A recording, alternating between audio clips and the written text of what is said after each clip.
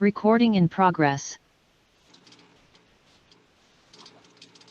Okay, hello everyone. This is Chuck Taroni, Reading Conservation Administrator, consistent with the governor's orders suspending certain provisions of the open meeting law and allowing us to adhere to social distancing requirements during COVID-19 crisis. The Reading Conservation Commission is being held virtually via Zoom. Audio and video participation of conservation commissioners, applicants, and their representatives, and the public. During this meeting, myself or the chair will unmute commissioners, applicants, representatives, and members of the public individually. During the meeting, the chair will be the only one permitted to share video. These controls are in place to ensure the meeting is safe and effective. At this time, the chair will conduct a roll call vote to confirm that all members are present and that they can hear each other. Okay, let's have a roll call vote, starting with Martha. Martha Moore, Vice Chair. Joe? Joe Carnahan, member. Also, while I'm unmuted, there is a Carl in the waiting room. I don't know if that's our Carl, but. Let's check. Chuck will check that. John? John Sullivan, member. Thanks, and Brian. Brian Bowe, member. Okay, and I'm gonna check in Carl, who just arrived. Are you a visitor or are you a commission member?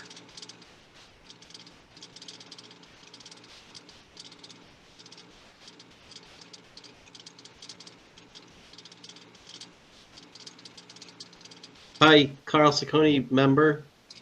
Thank you, Carl. Great, Carl. Welcome. Welcome. Trying. All right, here we go.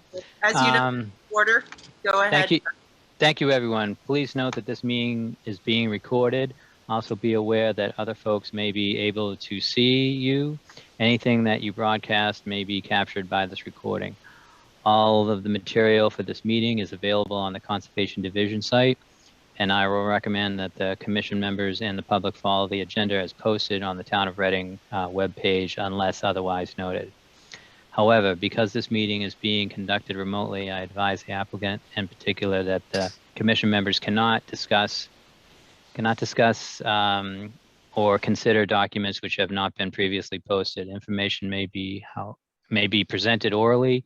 Similarly, members of the public are encouraged to provide written public comment, but it should understand that not all participants nor the commission members will be able to see any written comments during the course of this meeting.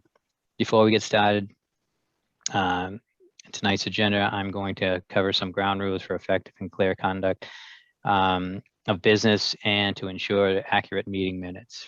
For any response, please wait until the chair or the administrator yield the floor to you and state your name before speaking. After the commissioners make their remarks, and these have been addressed by the applicant, the chair or the administrator will afford the public comment as follows. The chair will first ask members of the public who wish to speak to identify themselves by name. Once the chair has the list of public comments, 4 minutes for any comment. The applicant may be requested to respond to the chair, by the chair or by the administrator. After public comment, the chair will once again go down the line of commissioners, inviting each one by name to provide any further comment, questions, or motions. Please hold off until your name is called. Finally, each vote will be taken during this meeting will be conducted by roll call vote. That's all. Thank you, Chuck. Welcome, everybody. As it is 7:09, why don't we start with the first public hearing scheduled, which is 13 Main Street. So I received an email today from Jack Sullivan. It was later in the day, and Jack has asked that this meeting be continued. And he says he hasn't gone out and picked up the flags that were moved or some other work. My understanding from the last meeting was we were looking for third-party review for 1310 Main Street, and I haven't been able to get any quotes back from this for this site yet. So we're still waiting, and we're also still looking for additional consultants that may want to quote to review this site. Okay. So we don't have any third-party bids in, and the applicant's engineer wants to continue. Is there any other business, any trip report that we have to? Okay, no trip reports. Then I'll entertain a motion to continue. I'll move to continue the hearing on 1310 Main Street until our next meeting, which will be the second Wednesday in September. And that is Assessor's Map 41, Lot 75 and 84, DEP file number 270-0746. Okay, is there any discussion from commission members? No, having none. Let's go through the roll call vote. Martha Moore in favor. Joe Carnahan in favor. John Sullivan in favor. Brian Bowe in favor. Is that me? No. Go ahead, Carl. Carl.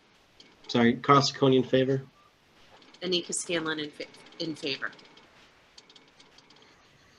Okay. So Chuck, with that said, is there something to fill in before we move on to Small Lane? Sure, we have a couple of things. You can go over, I don't know if you want to go over the financial forum and the green community, or we could just talk about some site visits that we want to schedule. And Scotland Road, I got contacted by one of the Reading Open Land Trust members, and they said that we should take a look at Scotland Road. This has always been a site that has got calls on it. The owner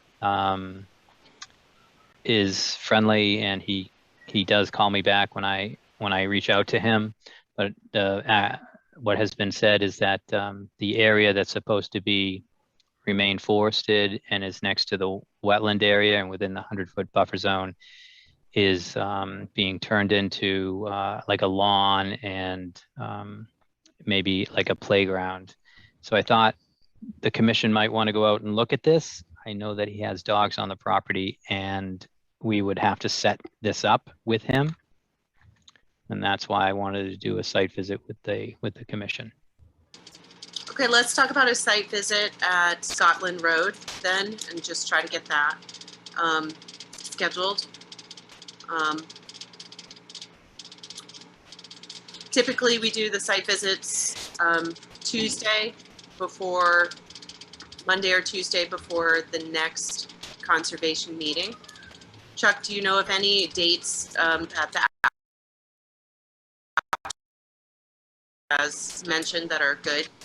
No, I don't have any input from, I think his name's Tim Michelle. But I know that Joe and Martha went out there, and I think Joe might have some pictures, so maybe we can take a minute and see. I'm not sure what yeah. Oh, go ahead, Anika. Yeah, I was going to say, we're kind of putting you on the spot for this. We're a little bit, we're filling in our agenda, but are you prepared to? I understand. I did drive by there, and there is a. I took a couple pictures of, like, I don't know exactly what the wetland delineation or whatever is there, but on the thanks to the recent rain, there's standing water. So I will venture a non-expert estimate as to where the wetland might be. And there's also a concrete pad in that area, woods. It looks like sort of a setup as a kind of a hockey shooting gallery training area kind of thing. It's you have to get out of your car to see it, but if you get out of your car and stand on the side of the road, you can see it. I don't know if I should email that to Chuck and he should share it with everyone, or Yeah, the right thing, the way to proceed would be. everything should go through Chuck. Report it Okay. to Chuck and he can distribute it.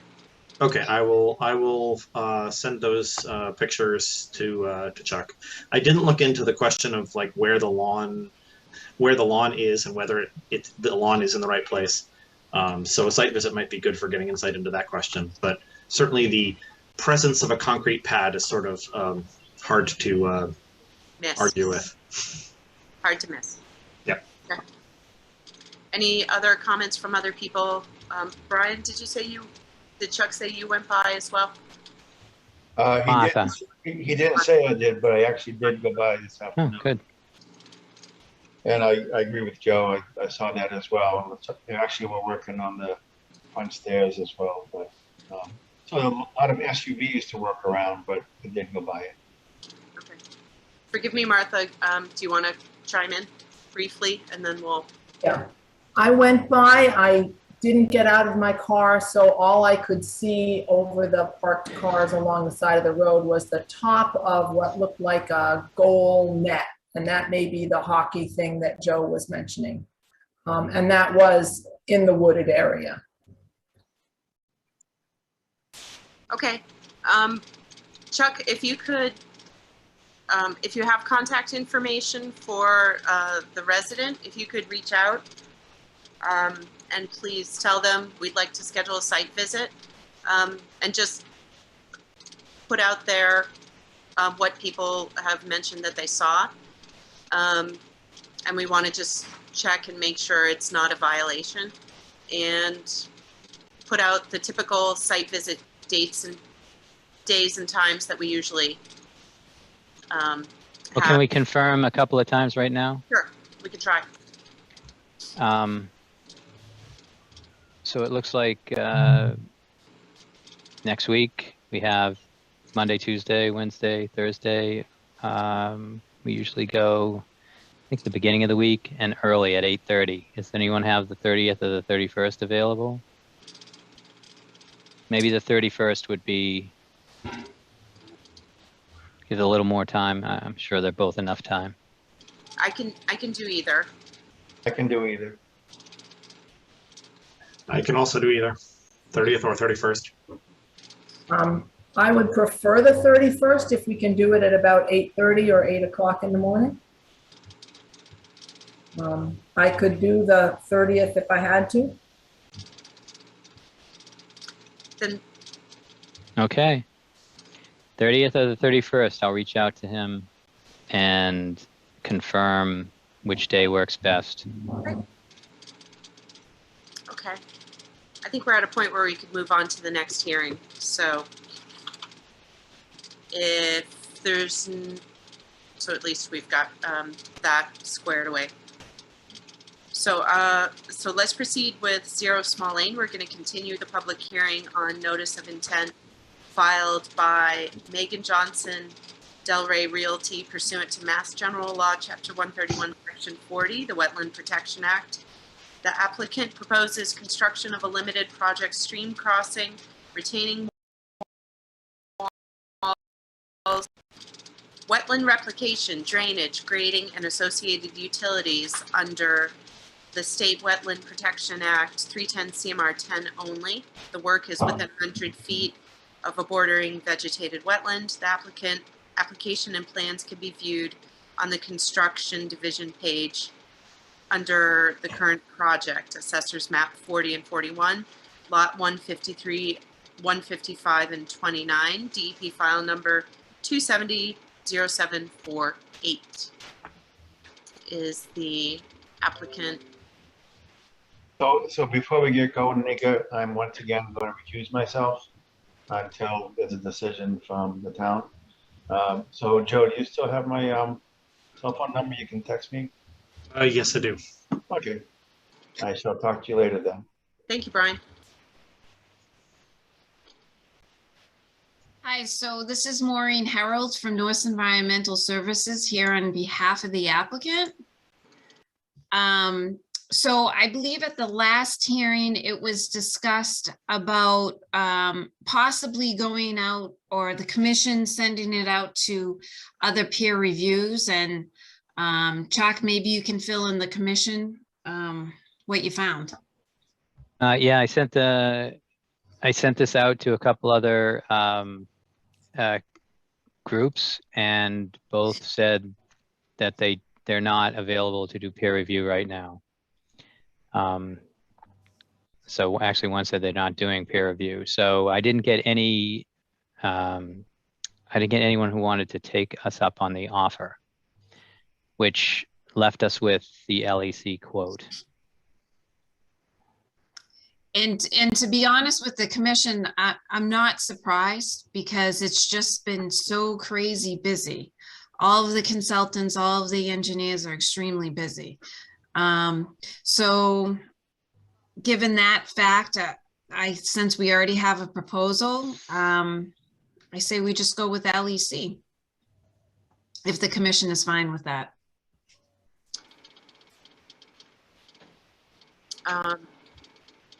I'm fine with that. I'm seeing a lot of people nod heads. If anybody on conservation has any objections, please raise your hand or unmute and speak up. Okay, not hearing any. Chuck, do we need to do a vote to? I would like it if you voted to accept the LEC Okay. bid. Okay, so I'll entertain a motion to accept the LEC bid for third-party review as received, as is, without change, for 0 Small Lane. So moved. Is there a second? Second. Okay, go ahead and vote. Martha Moore in favor. Joe Carnahan in favor. John Sullivan in favor. Carl Ciccone in favor. Anika Scanlon in favor. Okay, so lastly, before I request a continuance, I know at the site walk, geez, it must have been a good month ago now, the commission had requested that the trees be flagged near the crossing. And then another site walk was to be set up. That has not been done yet because Jack Sullivan's the engineer, and the thought was once we got the actual reviewer on board, then he would flag those areas of concern and then hopefully stake out the crossing so that the reviewer and the commission can look at that area at the same time. And that way, hopefully there won't be any missing flags or stakes pulled or anything of that nature. So that's still on our bucket list to do. And given that, I was thinking of continuing for a month if the commission thought that was appropriate. I don't have any objection to that. It's definitely going to take some time to get all the people involved lined up and out there and taking a look at things. Chuck, do you have any comments about that? No, I think that's a good idea. I think things are kind of stacking up on if LEC have that time to review the site and get back to us, and we can be more prepared. Okay. In that case, I'll entertain a motion for a 1-month continuance. I'll move to continue the hearing on 0 Small Lane, DEP file number 270-0748 until the second meeting of September. September 22nd. Is there a second? Second. Okay, we got a couple. Okay, great. Thank you for your time this evening. Martha Moore votes in favor. Joe Carnahan in favor. John Sullivan in favor. Carl Ciccone in favor. Anika Scanlon in favor. Okay.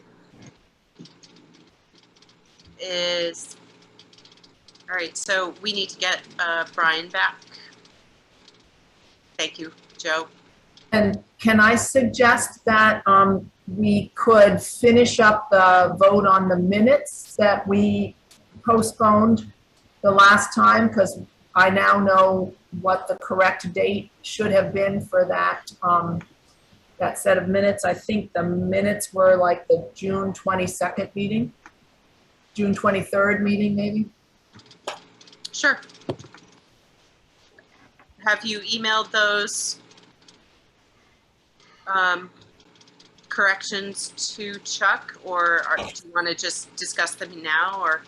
I emailed the correction to Chuck. It's a pretty simple correction. Do we want to wait till Brian gets back in? He just acknowledged my text message for the record, so. We could vote on it. We do have a quorum. Okay. We'll accept him back in. There he is.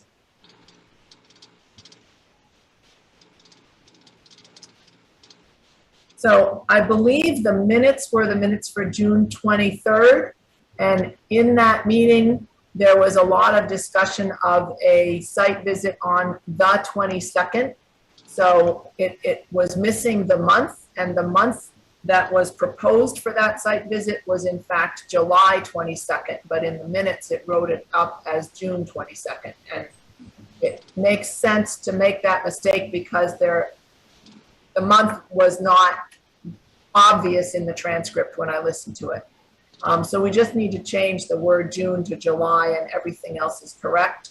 We in fact did not go on that day because at the following meeting, we made a plan to go someplace else that day, and a few of us went on a impromptu site visit on July 13th, and that was what the confusion was. But to correct the minutes, all we have to do is change June to July, and everything else is fine. Okay. Can I have a motion to accept the minutes as amended as of June 23rd, 2021? So moved. Second. Martha Moore in favor. Joe Carnahan in favor. John Sullivan in favor.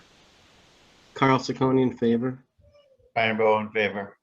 Anika Scanlon in favor. Okay.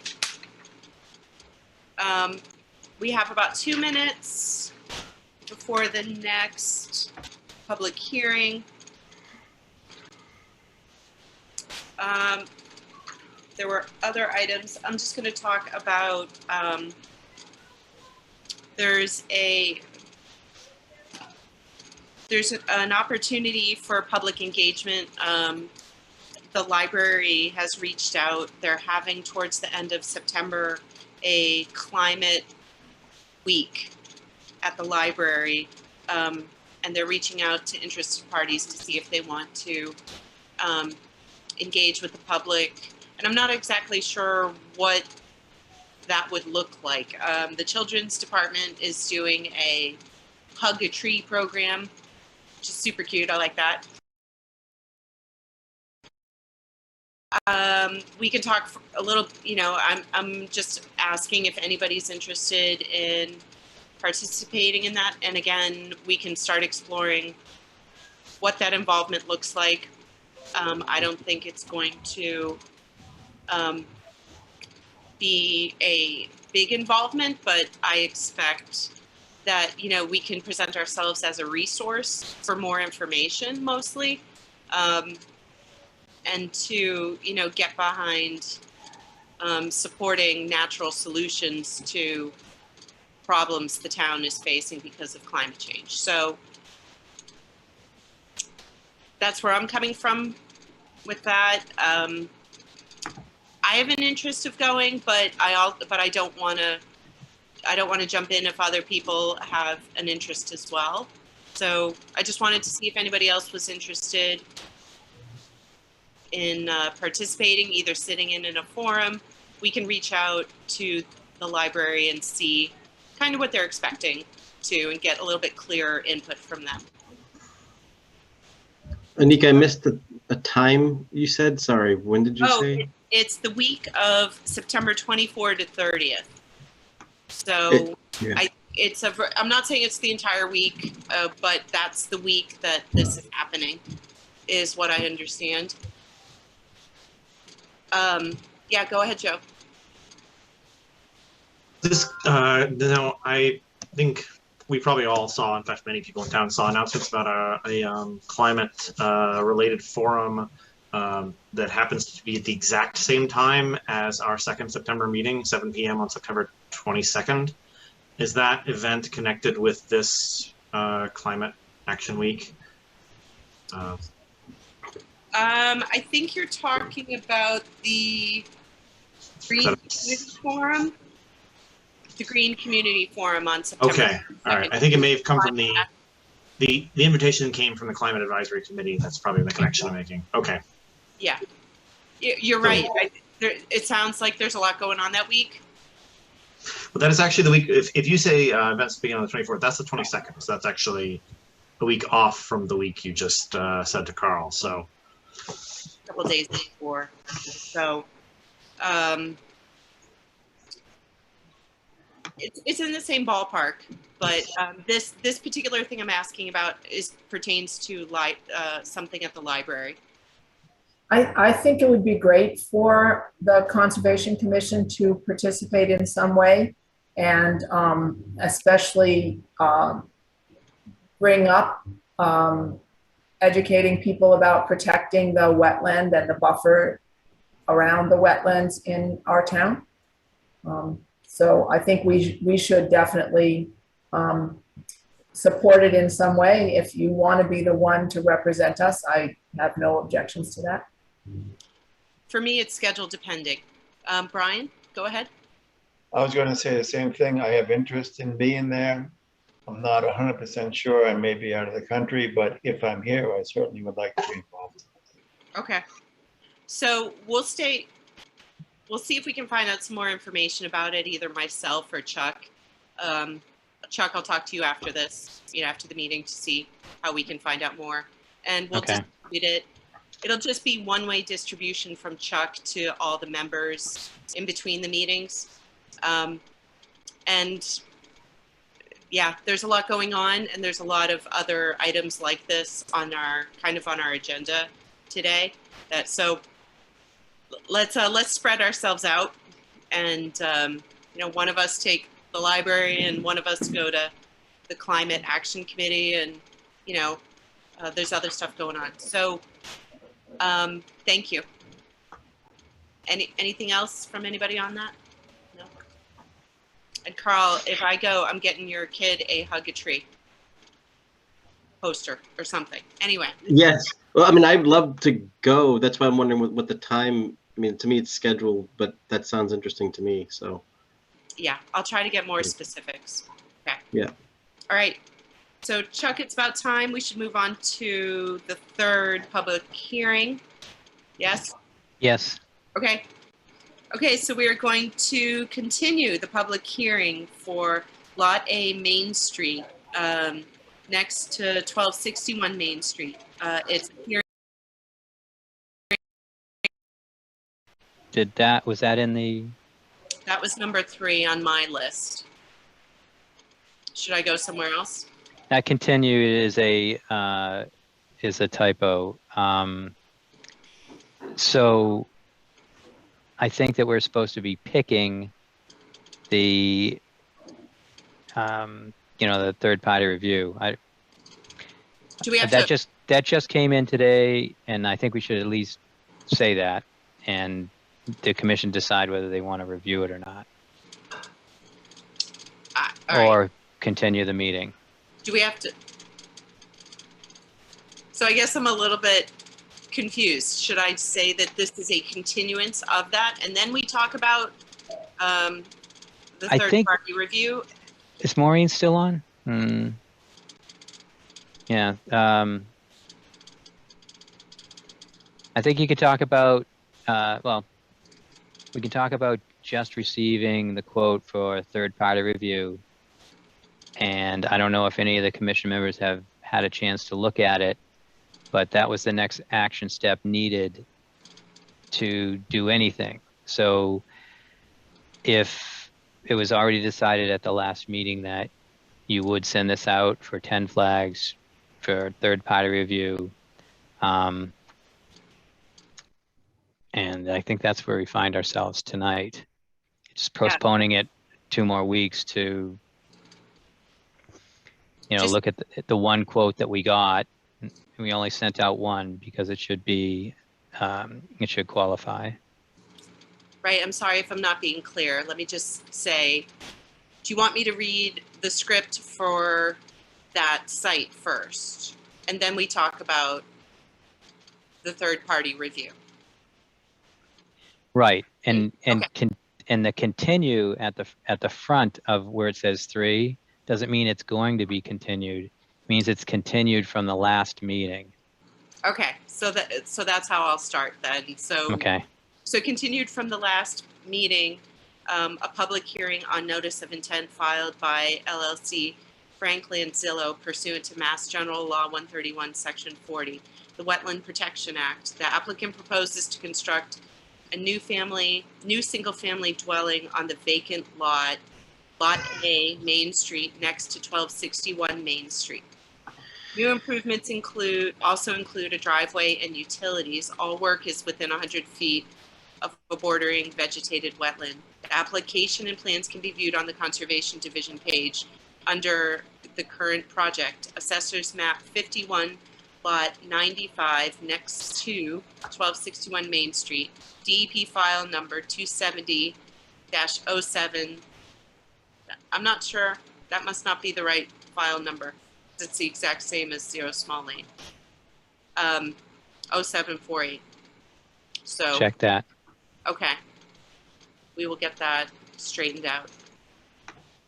At this point, we received today, I believe, Chuck, if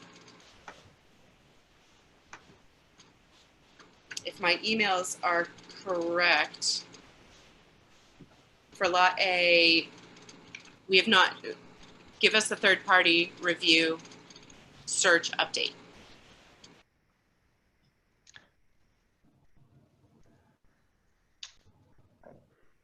Okay, so we received one quote for this project from LEC. I can pull it up if no one has reviewed it. That might be the best thing to do, and then we could just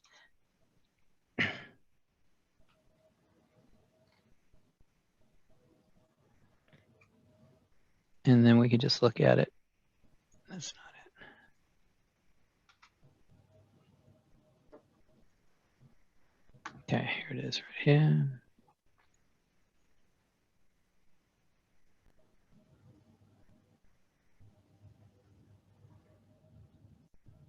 Does everyone see the LEC quote? It's on the screen right now. Yes, we can see that. Thank you.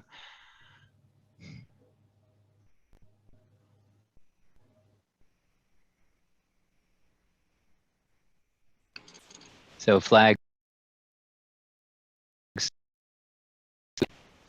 in the A series and 10 and 11 in the B series, which was the isolated wetland. That's what we were asking for.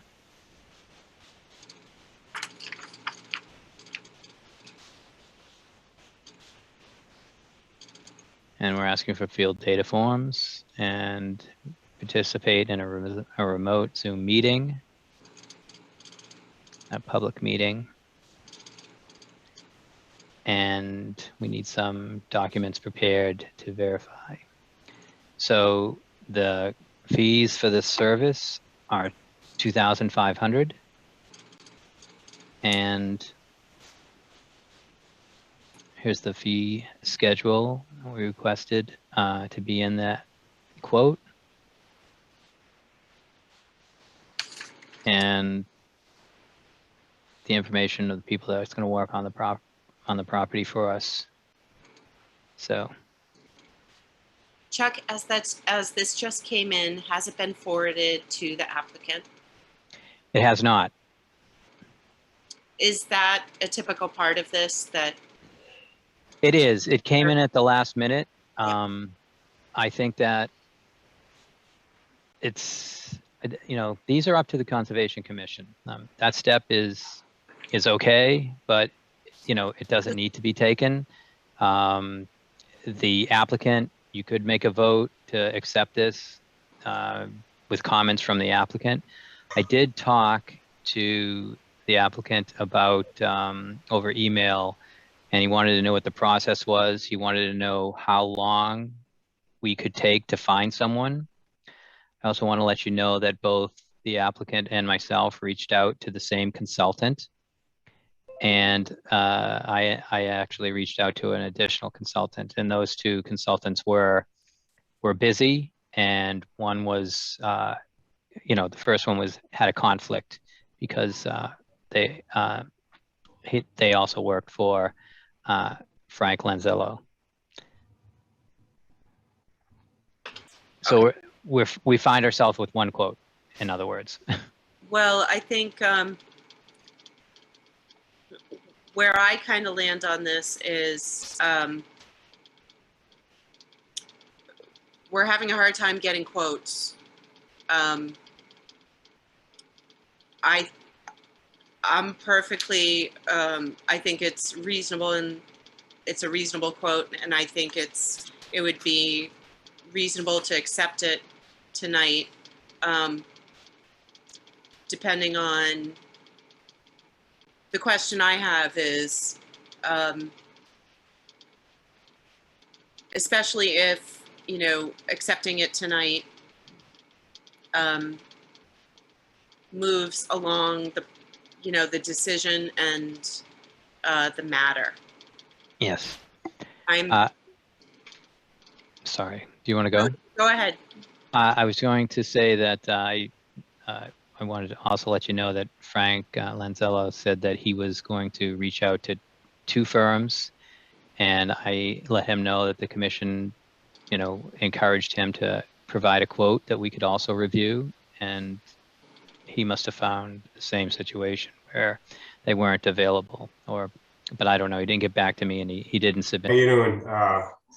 So Giovanni Federa with Federa Engineering, speaking on behalf of my client, Frank Lanzillo. I know he would like to just get the wetlands, you know, peer reviewed as soon as possible. So if LEC is available, he's more than happy to, you know, go with that and move forward with it. Okay. Hearing no objections, I'll entertain a motion to accept.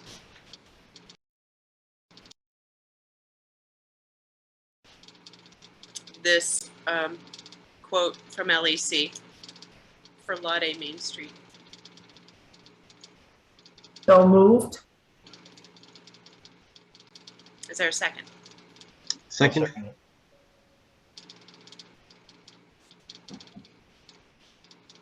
Martha Moore in favor. Joe Kernahan in favor. John Sullivan in favor. Carl Ciccone in favor. Brian Bowe in favor. Anika Scanlon in favor. At this point, you know, Chuck, I've realized I haven't been asking for questions from the public. At this point, I'm going to ask anybody who's present from the public who may want to, who has a question, to raise your hand. We'll ask you to unmute. You need to give your name and address pertaining to this property, and you'll have 4 minutes to ask a question and get your answer. I don't. Just use the raise hand function on the screen. Yep. I don't see any. Okay. Seeing none. If somebody's participating remotely and not actively, they could always send an email to Chuck Tirone regarding this if they have a question. So at this point, Chuck, when do you think we should continue this? We should talk about when we're going to continue this. Yeah, let's just continue this to the next meeting. So with the first meeting in September, which I believe is the 8th. To check in with Is. LEC and see when they can get out there and try to get an estimated schedule from them. Yeah, but you know, Giovanni said that time's of the essence. So I think that we would only have to continue it on the 8th if it didn't come together. But right now, I just think the 8th would be, you know, sufficient, and you know, for LEC to get out there and look. Okay, so I'll entertain a motion to continue this to the 8th. All right, a motion to continue the public hearing on Lot A Main Street next to 1261 Main Street to our meeting on September 8th. Second. Okay. Martha Moore in favor. Is Joe Carnahan in favor? John Sullivan in favor. Carl Sacconi in favor. Brian Bowe in favor. Nika Scanlon in favor. Giovanni, do you have any questions before we move on? I'm all set, and I look forward to the next meeting. Giovanni, Thank I you. just one more thing, Giovanni. Since time is of the essence, if someone could bring that check down to Town Hall tomorrow, or give me a call in the morning, I can tell you how it's filled out. But that would be the best if you can get a check, cashier's check, or something like that, because LEC won't, you know, start until that's been deposited. Absolutely. Yeah, we can get Thank that you. over. Thank you. Yep. Thanks for coming. Thanks. Okay. Hi. Right. I think at this point we could move on to our 4th hearing. Does that sound right, Chuck? So Yes. okay. So is this particular hearing continued as well, or are we continuing it today and reopening it? Continue means that it's not the first time it's appeared at our. Okay. If it was going to be continued, it would have a phrase like "at the applicant's request." Got it. Okay. So this, thanks, Chuck. Thanks for that. So we are continuing the public hearing for the right-of-way for Cross Street, Shackford Road, and Ash Street. It is a request for determination of applicability filed by Boston Gas under the Massachusetts Wetland Protection Act, MGL 131, Section 40, and the Reading Wetland Protection Bylaw, Section 7.1, for the replacement and or relaying of existing gas mains to existing mains or new mains from 21 to 87 Cross Street and along Shackford Road and Ash Street. Portions of the work are within the 100-foot buffer zone to a bordering vegetated wetland. The application and plans can be viewed on the Conservation Division page under the current project. Map 34, Lot 13, RGB file number RDA 2021-9. And Chuck is the applicant. I think I see Lori McDonald. Yep. And That's right. received some information.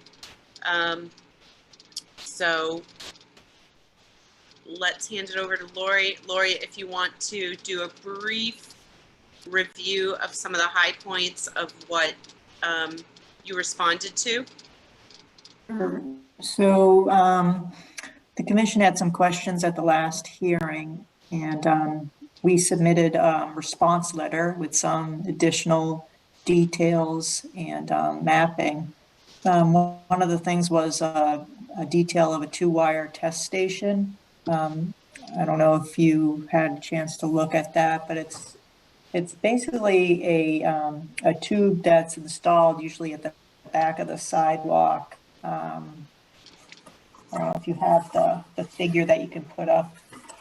So it's a tube that's installed in the back of the sidewalk, and wires are sent down in through that tube to the gas main. And a small, like 9-inch by 9-inch cap is used to enclose the tube at the back of the sidewalk.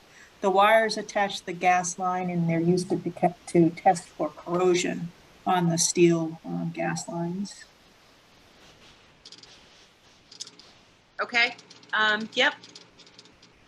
We looked at that. There was other information, I believe you Correct. have sent us. I think there was some expanded, I don't know if you can talk about some of the other information Sure. you sent. There was also another figure added to the package showing the limits of the riverfront area more clearly. I don't know if you can show that.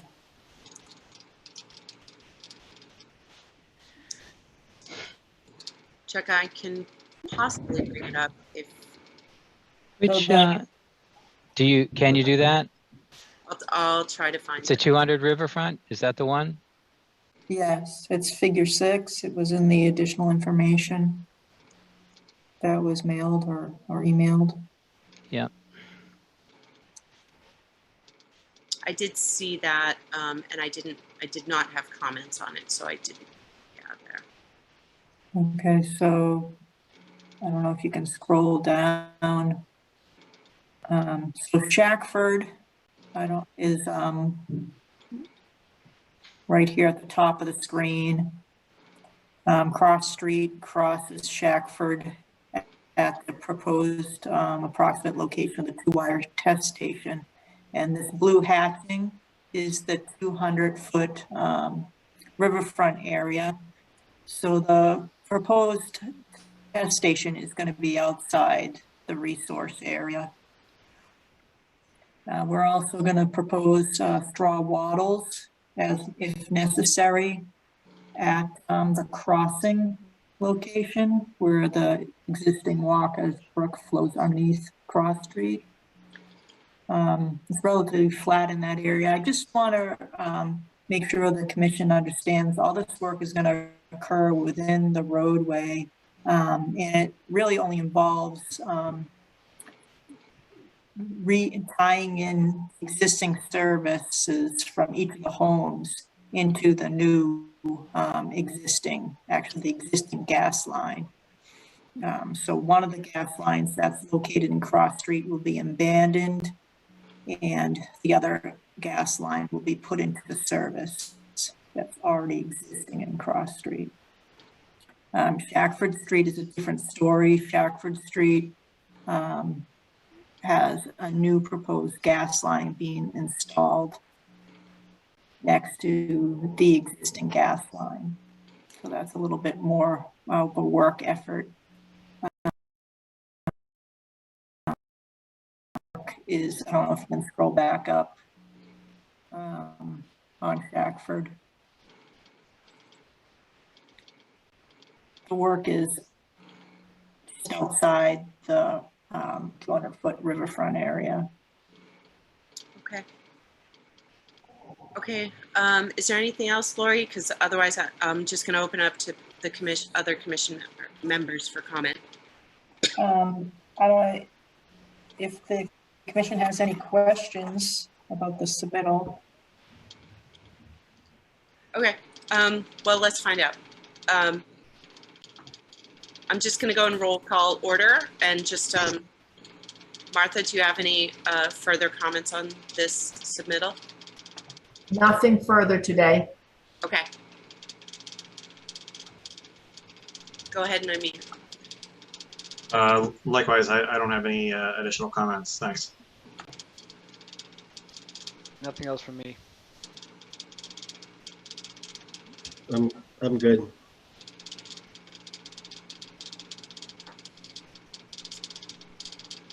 Chuck, hold on. Oh, thank you. What? Yeah. Hold on, Yeah, hold on just one sec. I just sure, want to hear- Thanks. Brian? Yeah, The one thing I noticed in some of the proposed language that was in the response, and then in going to read the National Grid best management practices, there's a lot of things like if necessary, when it's necessary. I guess my general question is who's deciding when it's necessary, and would the commission agree that in fact that's a reasonable decision? I don't have any other questions than that, but it seems to be an overall question. So when necessary generally means if there's a condition in an order or in an RDA that would require it, or if it's been proposed on a plan. And in this case, I think we are going to install the straw wattles. Well, I actually was more thinking about the dewatering part of it. So this is where you had proposed some language that the conservation agent would have to approve dewatering basin locations prior to the construction. And even in there, it says if dewatering will occur. And so again, my question is, I'm just not sure what criteria are used to decide whether or not there needs to be dewatering. I don't know how subjective or objective that decision would be. So the contractor, if during their excavation process, they find water in their excavation area and they cannot complete the switch over, then they may need to dewater. And if that's the case, then there would be some discussion with the Conservation Commission and the Conservation Agent about where the dewatering basin would go. So how does that work? I mean, so it sounds like they would be on site preparing to do work, and then they would discover they had some problem where they needed to do some dewatering, and then they would stop work and arrange with Chuck to come discuss it with them, or how would that work? I'm assuming that the contractor would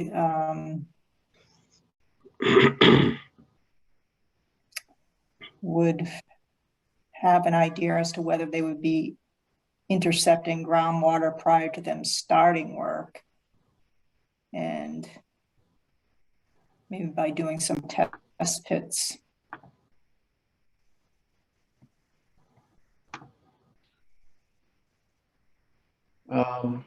Okay, but there's still the condition that actually started all this in the last meeting about what happens if there's significant rain water that in turn causes a need to do some dewatering. Obviously, they wouldn't know that in advance, right? Correct. So leave the condition as is prior to the start of work, and the dewatering basin location will be located in the field and prepared and reviewed by the conservation agent. It just seems like if we use the language as it's proposed, it's going to add some obstacles to your people getting the work done.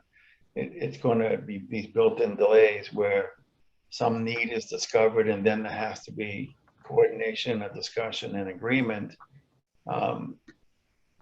Is it possible to just upfront agree with Chuck as to where, if they're needed, where they should be? Can that be something done upfront so the conversations has been had, decisions been made, and you don't have to deal with it on the fly and perhaps delay things? So yes, so as one of the conditions you're referring to, saying something to the effect prior to the start of work, locations of dewatering basins will be staked out in the field, and the conservation agent will approve the location of the staked dewatering basin prior to being constructed. Is something to that effect? Yeah, something to that effect. So rather than saying if dewatering necessary, to upfront assume that it will be at some point for some reason, and to have already decided what the agreed upon approved locations would be. Yeah, I mean, that could be a condition in the RDA. It is something that that has been provided in other orders, that type of condition. I've seen that in other orders of conditions. Okay, yeah, I'm just trying to find some suggestion where there's the protection, the coverage, and yet at the same time, it doesn't become an obstacle for your contractors. Correct. Okay, I have no further questions.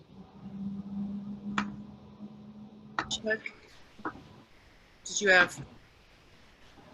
No, my concern this whole time was about the staging area and how it was left, and I know that I was reached out to and asked about to provide pictures of Plymouth Road, but the pictures that would be most effective are the ones a couple of years back when this first happened. But there's an area that hasn't grown in yet, and then there's erosion control still out there, and we just don't want that happening again. So there's going to be a condition about, and I think we talked about this at the last meeting, that we're not going to allow parking in certain areas and or staging in certain areas, and that will be part of what the decision is. That we're going to send out. That's all I wanted to say. Yeah, that would be appropriate.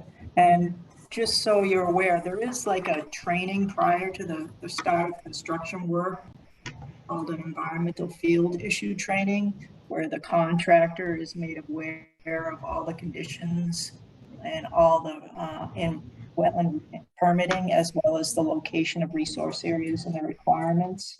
So whatever is listed in the RDA as a condition would be adhered to, or would be discussed in the EFI training and adhered to.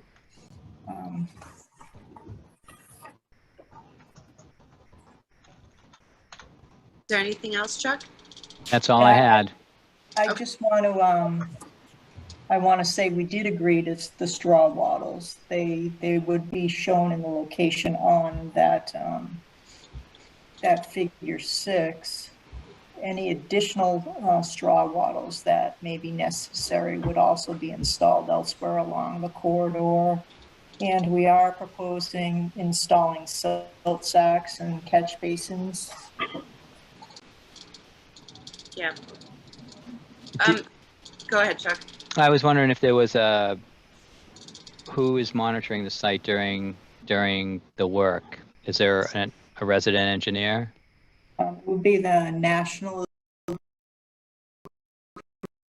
Grid liaison or National Grid themselves. Yeah. Muted in my videos. Okay. I just want to comment. I agree with what Brian said. I looked at the BMPs, and in practice, they're decent BMPs, but if they don't get used at the right time, they're not going to be effective.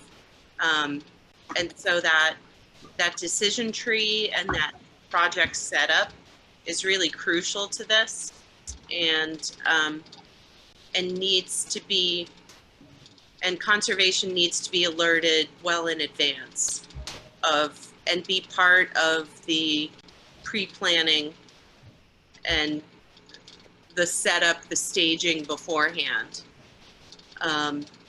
because we want this to be successful and not impact the wetlands, just as you're proposing. So, Brian, you had a question. Yeah, I just was going to add on to what you were saying. The monitoring of it it's going to be very important. And the thing you just mentioned, Lori, about the training doesn't really fill me with an abundance of confidence, just because even somebody, who's been doing it a long time can make mistakes. So somebody newly trained, I would like to think that there was a monitor who was right on things to keep it going. And in my world, there's an adage we live by, which is experience is what you need when you don't have it. And it seems like in this case, that could result in something being done poorly or wrong, and then you end up having a multi-growing season issue to deal with. So I guess what I'm trying to get at is this monitoring engineer, is he going to be there constantly all over it looking for these kinds of issues, or how is that going to be prevented? Because after the fact, it doesn't help much. So there will be a Boston Gas Company, National Grid foreman on site at all times, coordinating and monitoring the contractor, but there will also be the environmental liaison or the National Grid environmental person present on site at least once a week to review erosion controls and the situation on site to make sure that everything is compliant. So there is oversight on these projects.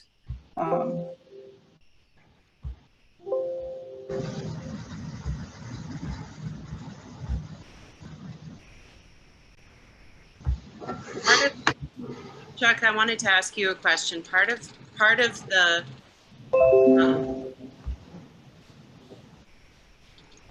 the more we discuss what's happening, what we know, what we don't know, what's certain, what's not certain, the more I just ask the question, should this be a notice of intent? Just to get every detail nailed down. I think if we're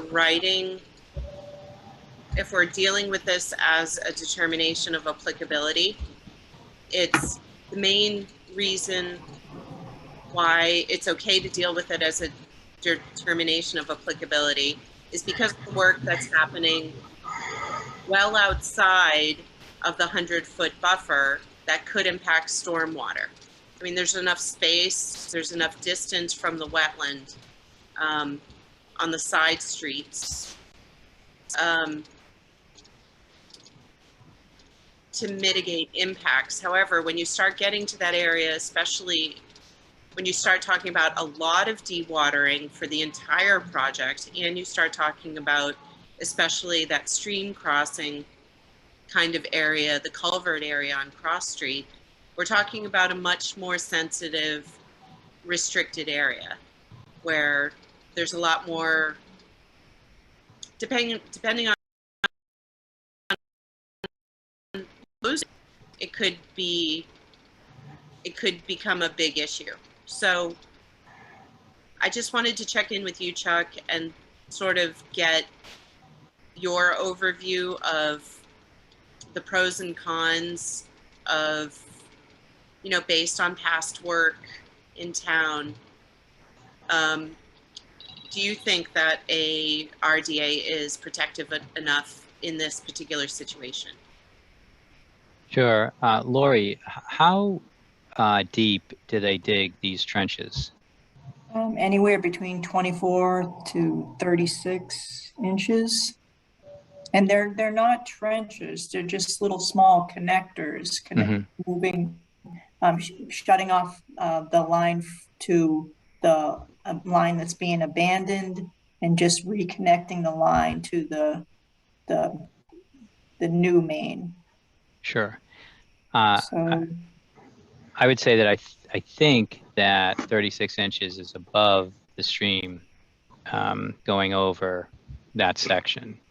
I want to let you know that my issue is not with the work that they do. It's more with how they leave the project, and that would be for the resident engineer or for National Grid environmental monitor to make sure that, we're in a position where when they leave, things are picked up and straightened out.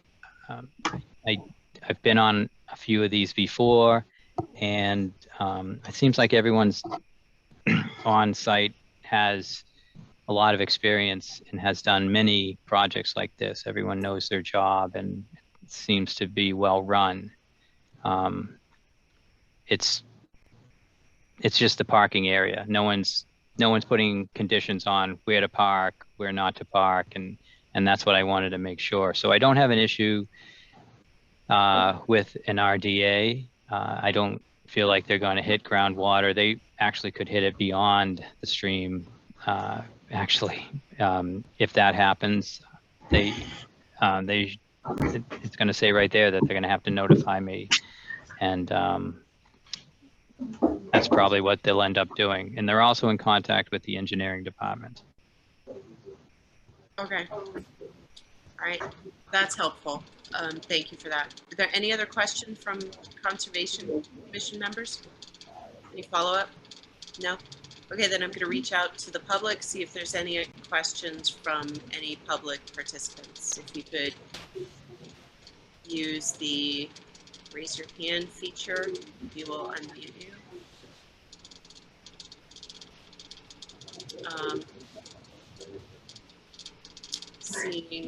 Seeing none. Chuck, where are we at in terms of putting together some sort of solution for this if we vote on this tonight? So I would recommend that the commission close and issue this request. Okay. Hearing that, do I have a motion?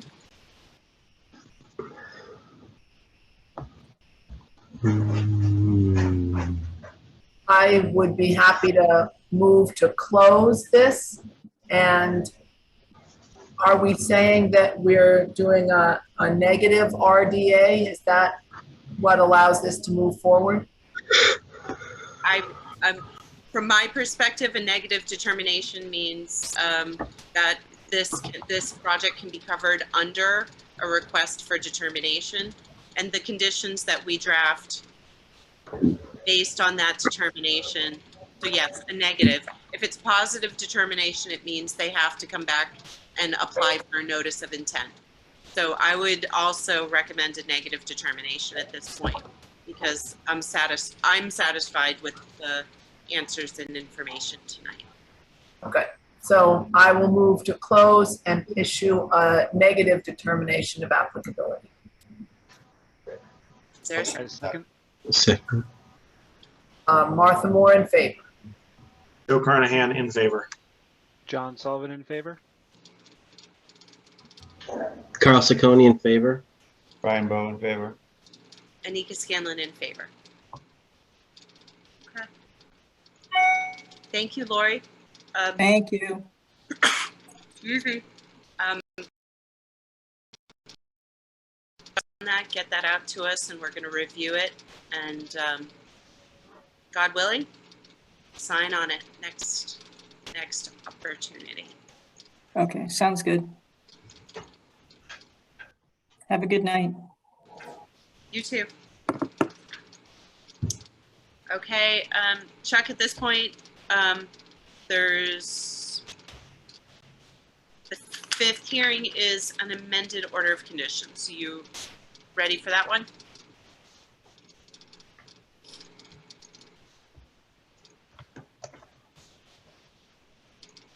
I guess so. I'm just going to go right ahead. Okay. So at this point, we are going to open the public hearing on an amended order of conditions for DEP file number 270-0727. The request is to amend the order of conditions filed by Jay Finnegan, Stonegate Construction, 259 to 267 Main Street, LLC. The applicant proposes to eliminate the approved patio and grill area to the rear of the neighboring property behind 271 Main Street and replace it with a foot by 20-foot gravel parking space. The parking space will be used by Judith Besteri, the owner of 271 Main Street, for her business, Pet Companions Bed and Biscuit. 259 to 267 Main Street LLC has granted Ms. Besteri with a parking easement. The proposed work is outside the riverfront area but within the wetland buffer zone. The application and plans can be viewed on the Conservation Division page under the project. So Chuck, at this point, if you could just give us a review and perhaps we have an applicant here to comment. Sure. So, yeah, I think what would be best if we get Joe Panzola and Josh Latham and some of the other people that are working on this in the meeting, and then they can kind of bring all the members up to speed. And I'm going to do that right now.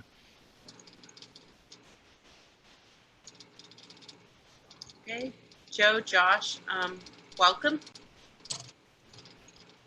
Thank you very much. Good evening. Good evening. Good evening. Attorney Josh Latham here tonight on behalf of Stonegate Construction.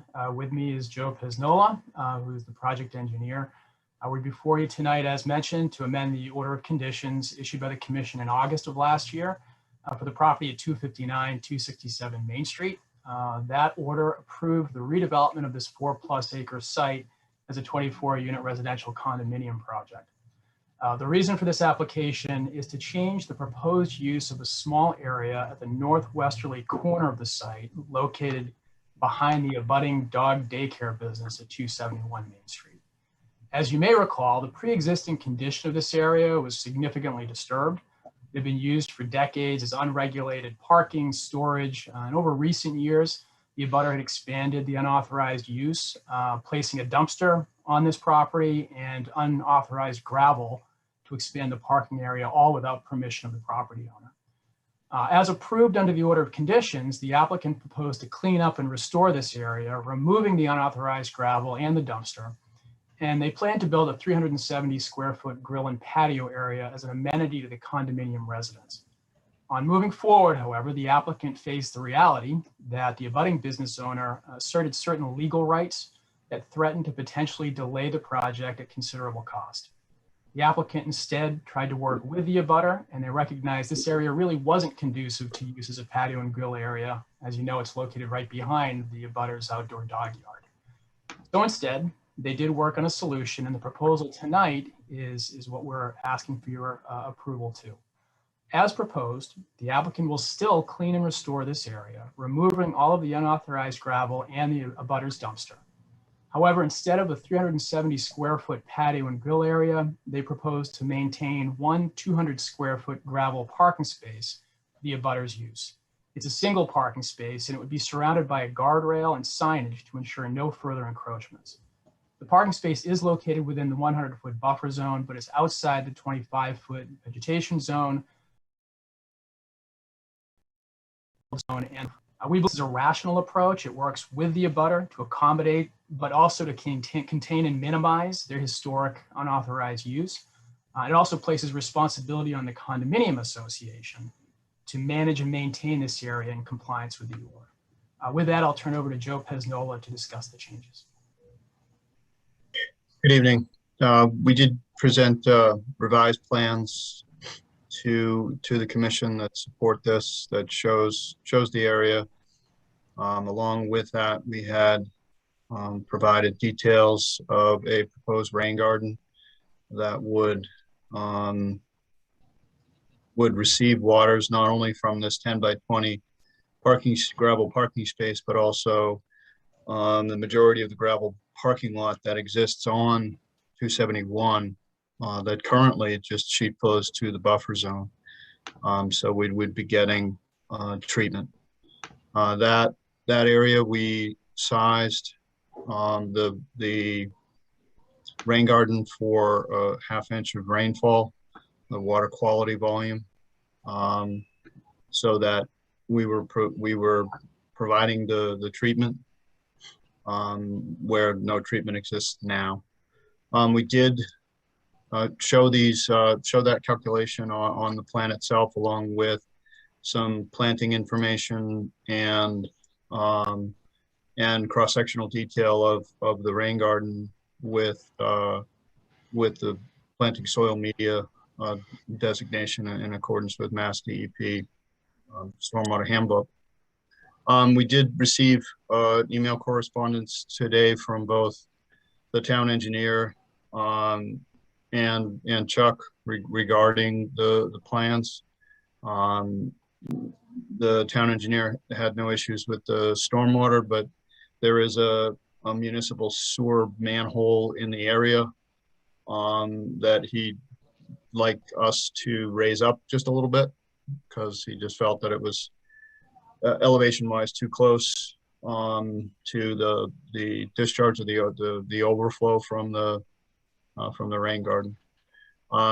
With regard to Chuck's comments, Chuck is looking for a more comprehensive, robust analysis of how we meet the 10 stormwater standards with regards to this proposed stormwater. So we will respectfully have to ask for a continuance to be able to provide Chuck with that more comprehensive stormwater report that outlines how we comply with Mass DEP standards with regards to this BMP. So I guess with that, happy to answer any questions that the commission may have, or anyone from the public or Chuck, but I think that's the route that we will be going. We're certain that we can get this report to Chuck and the commission and the town engineer for everyone to review early next week. So we think that just the 2-week continuance would be appropriate.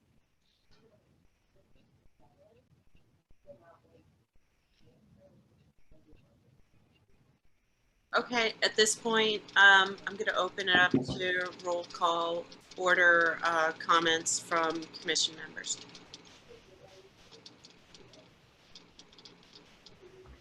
I do have a couple of questions. On one of the attachments that was sent to us called 24-120, a butter rain garden exhibit. I wonder if that's out of date, because it says that there will be a maximum of 2 parking spaces, whereas this one that we're looking at on the screen says maximum of 1. Yep, this is the only plan that we're presenting. It's the 1 10x20 area. Okay, good.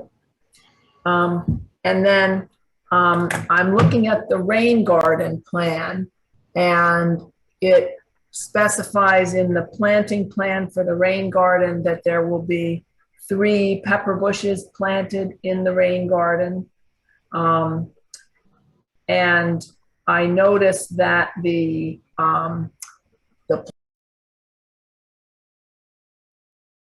garden is included in the loam and seed area represented by the polka dots.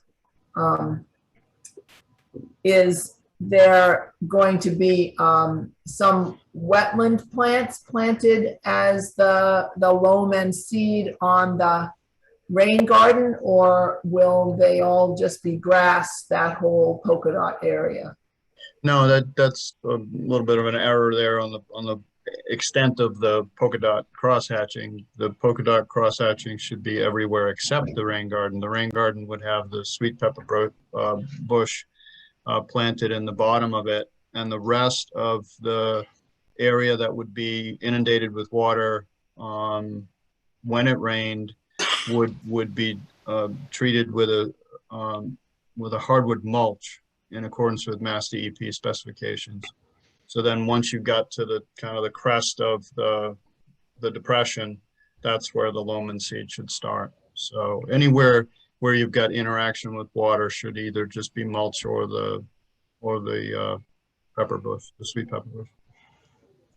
Okay.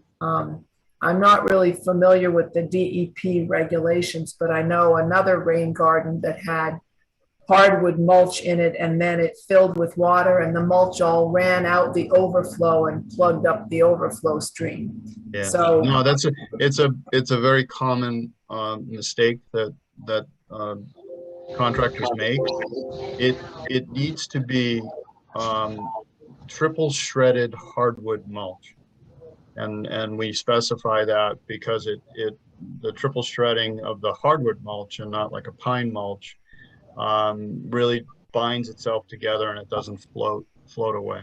So. okay, so you won't have any herbaceous layer in the bottom of the rain garden, just this triple shredded hardwood mulch. And the three And the three plants that shrubs. are specified, right? The three shrubs, yeah. Okay.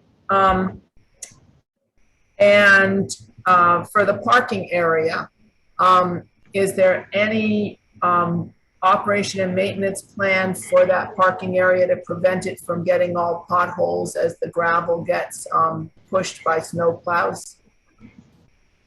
Well, they can't, there'll be signage there, they can't push snow. They'll have to backblade it out of there. So, but in answer to your question, we don't have the driveway itself included in the O&M, but certainly we can add some language to that regard so that the grades are maintained so that the water does continue to flow to the rain garden. So that's a good point, and we should add that language to the O&M, and will. Okay, that's all my questions. Thank you.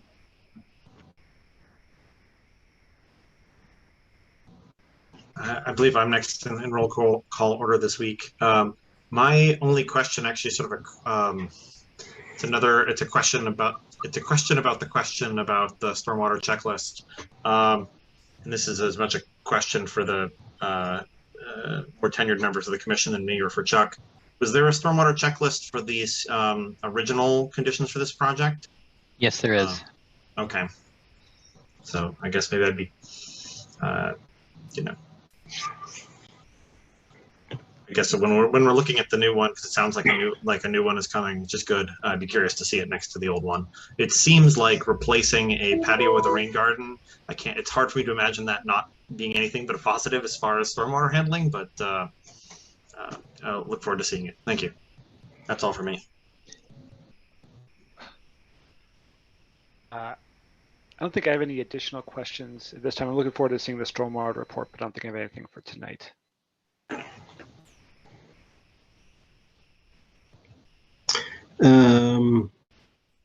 I just reviewed the plants in the clethra as Martha was talking about. So, those are just good wet tolerant and dry tolerant plants. So those should be well, and I guess we'll see the updated sheet. That's all I have.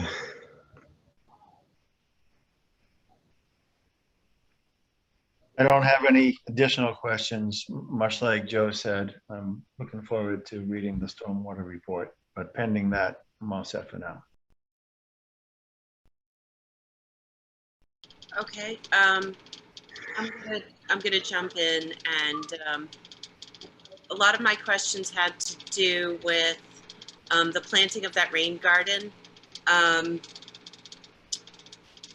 It's my understanding that rain gardens are not just shrub layer, but also can include some herbaceous layer. And not that it doesn't also include the wood mulch, but that's still an outstanding question in my mind about the planting of the rain garden, because if the better it's planted, the better it'll function. As an area for infiltration, and also an area that secondarily could, be supporting native species. In terms of the loam and seeding in the other area, I wasn't anticipating that maybe, did I miss something? I was anticipating that that other area was not going to become grass, but also be restored to native vegetation, something like a wildflower mix. But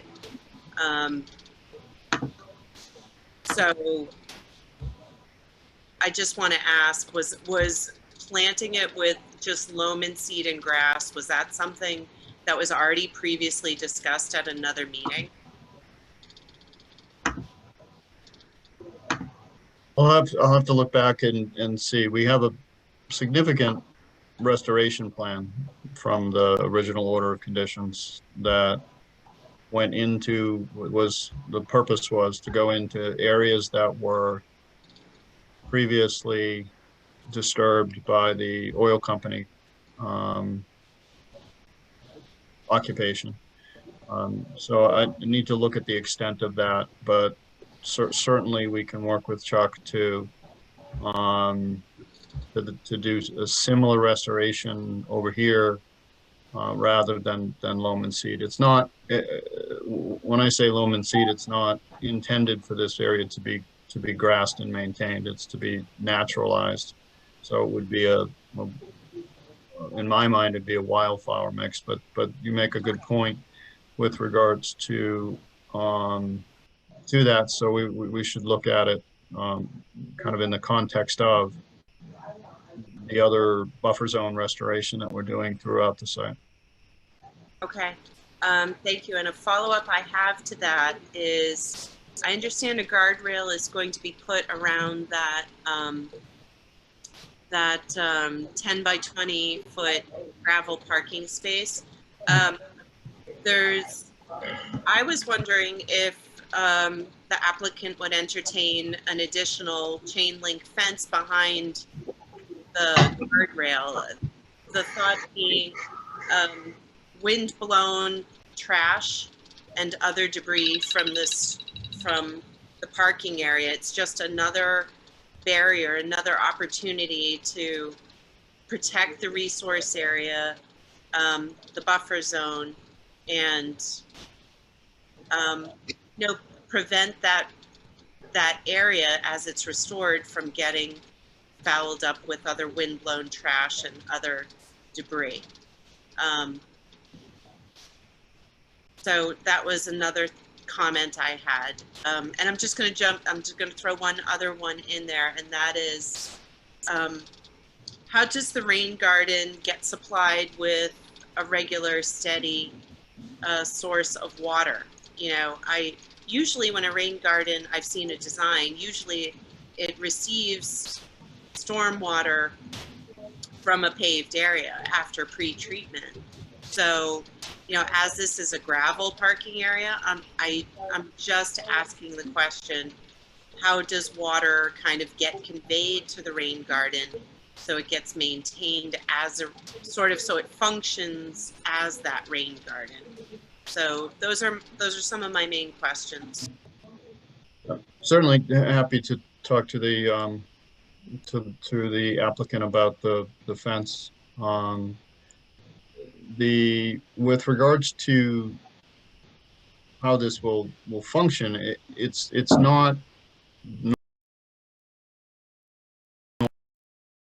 garden yet. You're correct. It's usually a paved surface where all of the water that lands on the paved surface goes to the BMP. Here, not all of it will go there, but a good portion of it will go there. When we look at stormwater calculations, we use runoff curve numbers, and the runoff curve number for impervious is 98. And the reason it's not 100, it's because of evaporation. And the runoff curve number for compacted gravel is 86, which is very high. So we think the rain garden will receive water, but it won't receive as much water as if this parking lot was paved.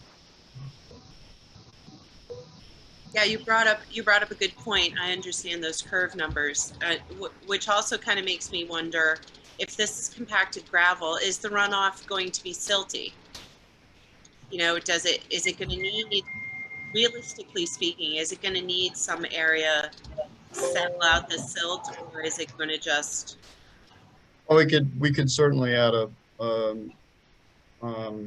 stone diaphragm, and you know, a grass or a sod strip, between kind of under the guardrail, if you will. The stone diaphragm will trap some of that, that sand and sediment. And then anything that's still light and will float across it, will be picked up by the sod strip. So DEP recommends a gravel sod combo, that the gravel or the stone diaphragm gravel is 8 inches and the sod is 3 to 5 feet. So we could, it's tight in there, but we could get that in there, and that would act effectively as some pre-treatment. Okay, those are some of my main questions. Over to you, Chuck. Sure. I was wondering about the area that it's like this little dot right here, and but it talks about the rain garden guardrail. Is this an area where you will be removing material? It's kind of a hill right now with maybe a tree or something on it. It's not our intent to regrade anything. Okay. But just to kind of eliminate, I guess, remove 377 square feet of existing gravel sounds like we're doing earthwork, but it's eliminating that gravel parking area and getting some loam on it, and then planting it. So if there's gravel up here, it's going. Well, does the gravel have to go? Can you? No. If there's gravel up in this area, you're going to remove it. What I'm saying is I don't necessarily have to remove it. I can loam. It's earthen material. It's drainable. It's a drainable material. I don't necessarily have to remove it to then loam over it. So I think to minimize the effort here and the disruption, I think we can just loam over it. We can scarify it and then loam over it. And then, as the chairman was talking about, we can be a little bit more robust with our planting scheme and look at the restoration plan, and do something to foster a naturalized environment in that 1,377 square feet. Understood. And the guardrail is the guardrail. I guess I don't know what it's going to look like. I'm assuming it's most of the guardrail, the rail part's at the top, so the bottom's open. And I was wondering about what I think what Ryan even said this is that the parking area is the gravel is going to be pushed by snow plowing. Is there a bottom rail that could go on, or do you think that sod strip would handle that also that you proposed? We could do a bottom rail or rail down at the bottom that would get in the way of water. We want water to flow towards the rain garden. So I think the fact that we're signing this for no snow storage, you know, the original intent of that was don't push the snow over the guardrail, but it's going to be difficult to even plow snow into that area. So I think they're going to, and we can even direct them to backblade that area. Now that could pull some gravel, you know, backwards towards the main parking lot.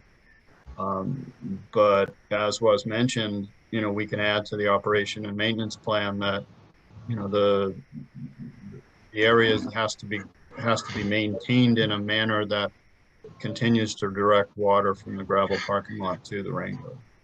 Right. There needs to be maintenance there. Yeah.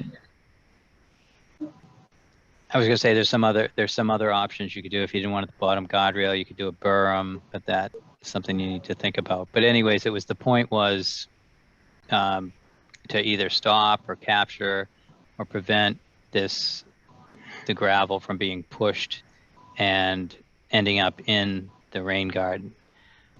Where the parking spot is, it says no stove storage beyond the guardrail. When I read that, I thought someone in this tight situation might use that parking spot as snow storage in the wintertime. Could that be adopted to say, no storage, snow storage in this area? Or do you think that snow storage there would be fine? No, I think it's a bad idea to put Okay. snow there because it's going to block the passage of water and it will end up, water won't be able to get anywhere because of the retaining wall and the fence around the dog pen area. So we want to keep this area open to allow the water to pass, into it and then into the rain garden. And the only other thing is I read the operation and maintenance plan. I thought how you added the rain garden into it and having the responsibilities of the condo association, I think that was quite adequate. And I appreciated that effort. That's all I have. Okay, thank you, Chuck. I'm just gonna ask one more time, anybody else from commission have any follow-up questions at this point? Then I'm gonna turn it over to the public, see if there's any questions from the public.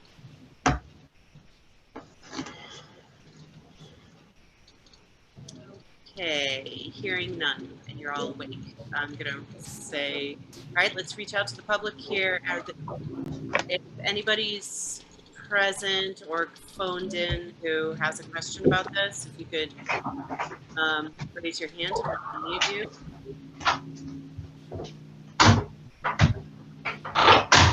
Okay, I don't see anything there either. Okay, so at this point, I will entertain a motion to continue. I'm not sure what date is most effective, makes the most sense. Joe, or Josh? Madam Chair, as I said, we can have the report that Chuck's looking for over to the commission early next week.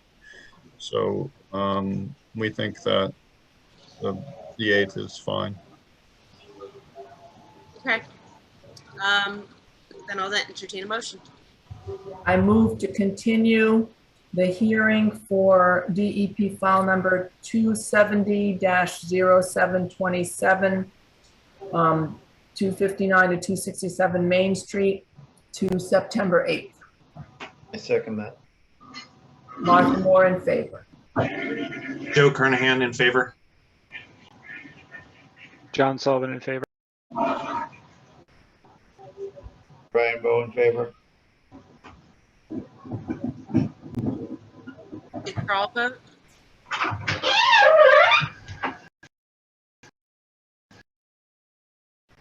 Anika Scanlon voting in favor. Carl Saccone. Carl Saccone in favor. Okay. Okay, the motion passes. We are going to continue this to the next hearing. It's a little. Very much. Thank you for coming, Joe, Josh. Thank you. Thanks, everyone. We'll look forward to that submittal. We'll take a look at it. All right. Good night. Good night. Okay, Chuck, if you want to suggest what you want to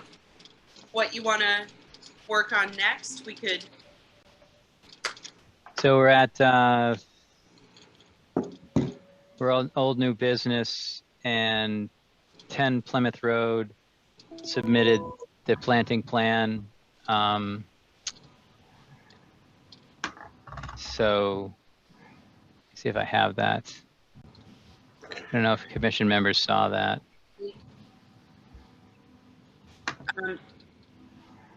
Did people see it? Are there any comments on the planting plan? Yeah, I won't bring it up if they have seen it. I did see it. We'll go in roll call order. Martha, any comments on the planting plan for 10 Plymouth? Can you come back to me? Sure. That's allowed. When was the plan? Is this the plan that was sent on August 9th? No, that's British Maintenance Plan. I'm not sure what I'm not sure if I actually saw the revised planting plan, though maybe I'm just having trouble finding it. There's one on August 5th and there's one on August 23rd. Did anyone see that?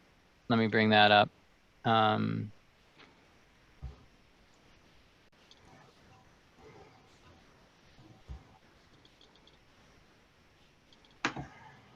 My most recent correspondence on this was August 19th, so I'm afraid I didn't see anything that was sent, or I didn't get anything that was sent on that you got on the 23rd. I have an O&M plan from the 9th. And then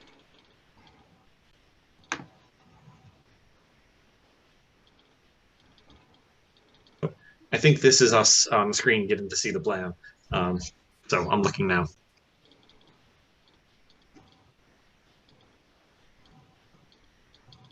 okay. Yeah, I do think I had seen this before.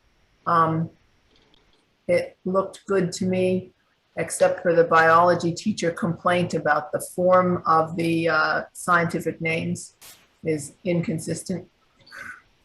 But I like their plan to remove the garlic mustard. I like what they were planning to plant. I think there's also a lot of a vine that I don't know what it was that has kind of grown over in that area. Might be good to remove that as well.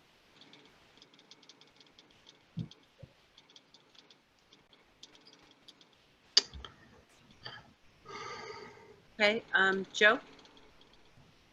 This looks good to me, even though I hadn't seen it before. And yeah, okay, now that you pointed, I can't see anything except the inconsistent use of italics and capitalization, but that's not what we're here for.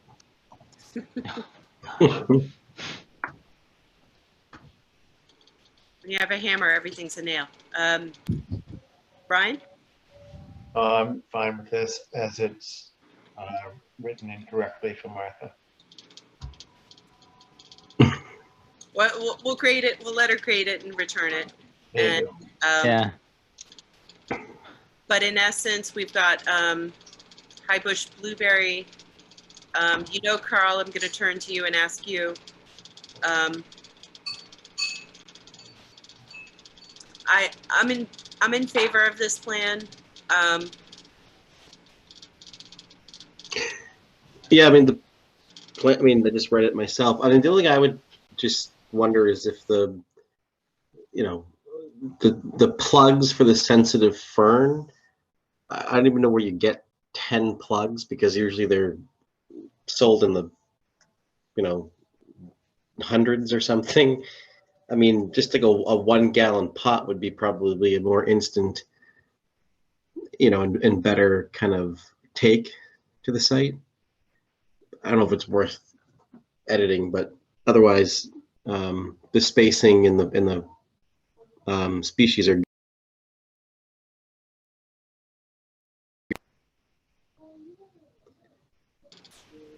I'll make a comment about it and find out. Sometimes, like the C camps would end up buying a few and use them for different projects. And okay, yeah, and that's what I thought when I saw it. They might even have some. So, but I will mention it to Colin. And I would just say also the pests such as rabbits have been ferocious this year, and I suspect a new little plug will be quickly eaten. So just to consider. So we should caution Mr. Seacamp to take some protective measures. Yeah, maybe, I mean, just a little screening is useful. They have those little mesh like covers that go over or something. But given where this is and just the year we've had with the squirrels and chipmunks and rabbits, I don't know how fair those will be, but the species again and all the spacing and everything looks good, and that's nice. But Okay, that's a good practical suggestion. John, I skipped you. No problem.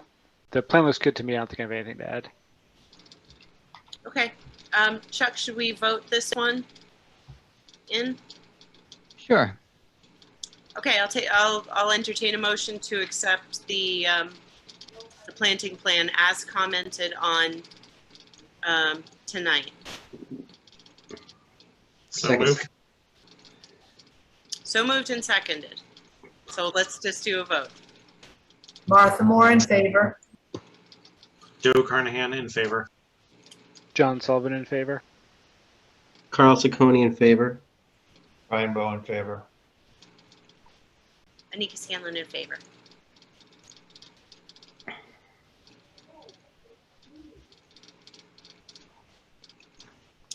Okay, next up on the agenda I have is 0 Lowell Street.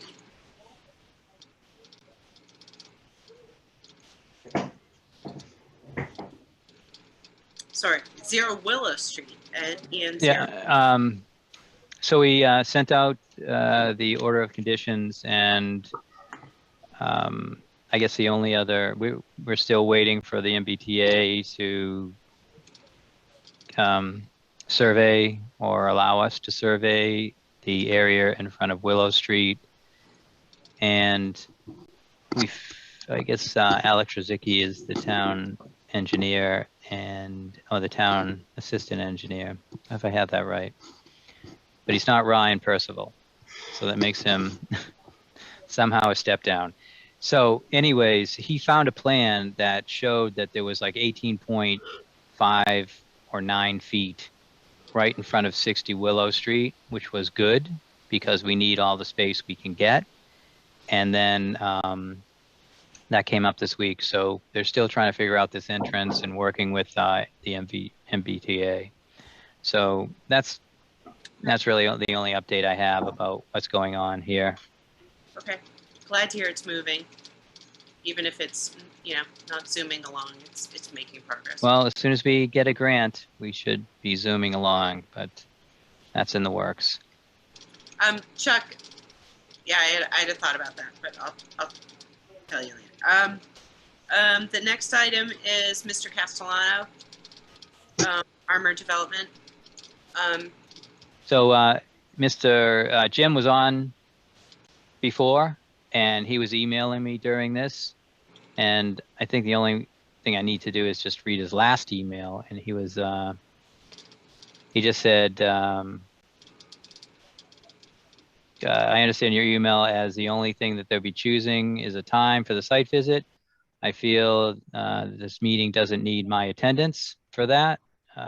Please read this into the record. And I let him know that, I'm not really going to control what the Conservation Commission says. It's not in my control. And if they give an update on what's going out there at 15. So, but we are here to pick a site visit, and I think that he can accommodate us if we pick something. Just review these, but I think the morning worked for him. Yeah, I told him 8:30 Monday through Thursday, and he had no comment. So the whole point is to get Jim out there with us and to go over the planting again. Okay. So the last time we talked about a site visit scheduled, it was the 31st at 8:30, and that was for 104 Scotland, which I thought I saw as well after we discussed it. I saw Mr. Michael join shall join. So I think he missed it. So let me update you on that. Michael or Tim Michelle does not want the commission on his property without him. And he said he's available anytime after 3:30. So we have the 30th or the 31st open at 8:30. Well, why don't we make it 1503, the Lot B site, unless there's any objection or comment. So 8:30 on what day? The 31st. 31st, sounds good.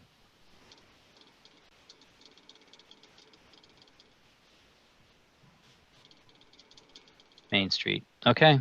And do you want to go to pick out 104 Scotland now? It needs to be after 3:30. What if we do late afternoon on the 30th for Scotland Road then? So if everybody could check their schedule. After 4 p.m. on the 30th does work for me. What is 30th anyways? Oh, it's Monday. Monday.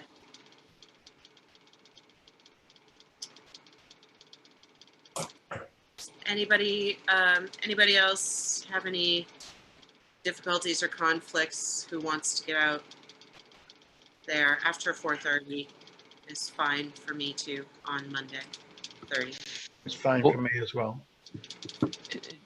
What was the final time? Is it 4:30 or how's that? I think it was originally 4:30.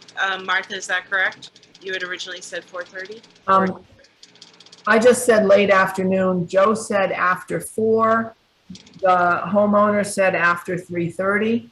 At 4:30 is fine with me. Okay, great. That works better for me too. Okay, so I don't know. 4:30 on the 30th. How many commission members think they can attend that? I know that there's 2 at least, Joe and Martha. I should be able to make that. Yeah. No, so 4, okay.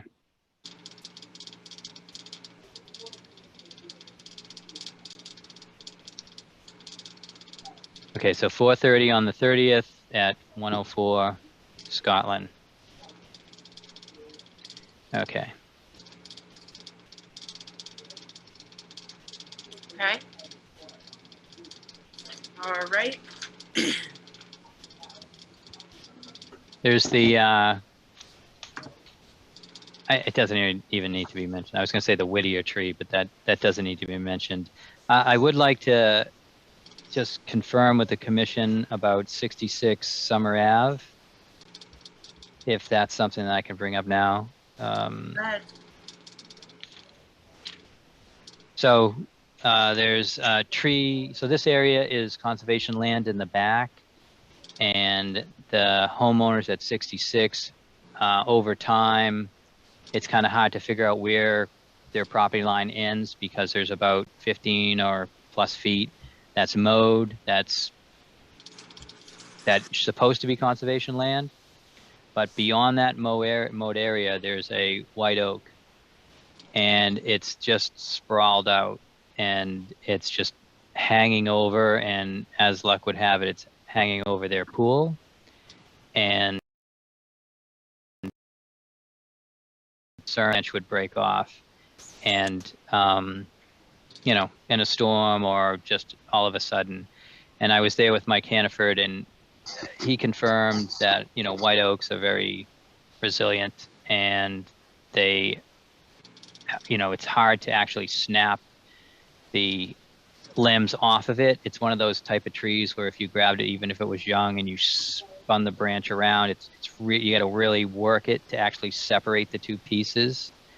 So Mike wasn't worried about this breaking and falling. So that's not a reason to say you can go ahead and trim it. But a reason to do that is that the area that's over their property, I think that most people are allowed to cut that tree back if they want. And in our regulations that we allow trimming of up to 20% of each tree's canopy. Not sure how much that would leave. And this work would be at the homeowner's expense.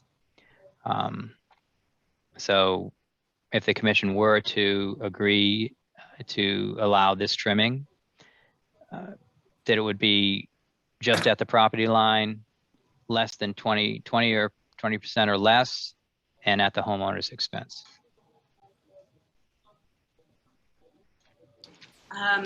Comments? Martha? I didn't get a chance to go see this tree, so I don't have anything to say today. Okay. Joe? I don't have anything to say about this one either.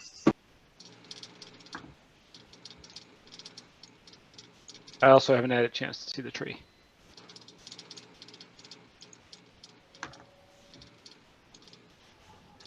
Either Brian or Carl?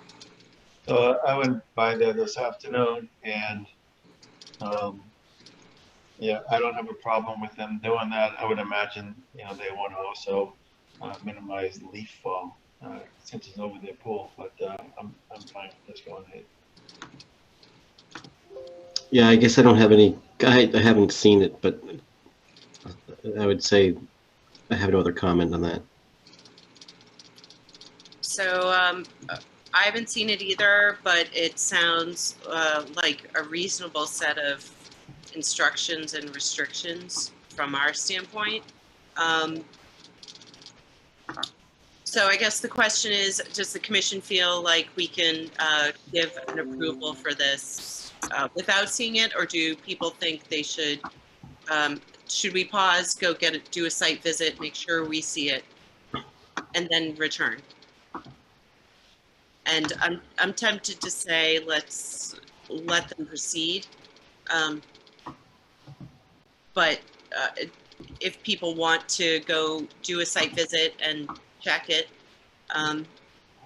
I could entertain that as well. Sorry to interrupt something slightly off topic, but it looks like John had technical difficulties. He dropped off and then reappeared. I think we need to re-add him as a co-host in his new incarnation. Oh, okay. So that isn't Jack. That's our. Nope. The other John is very frozen, so. Yes. Okay, got it.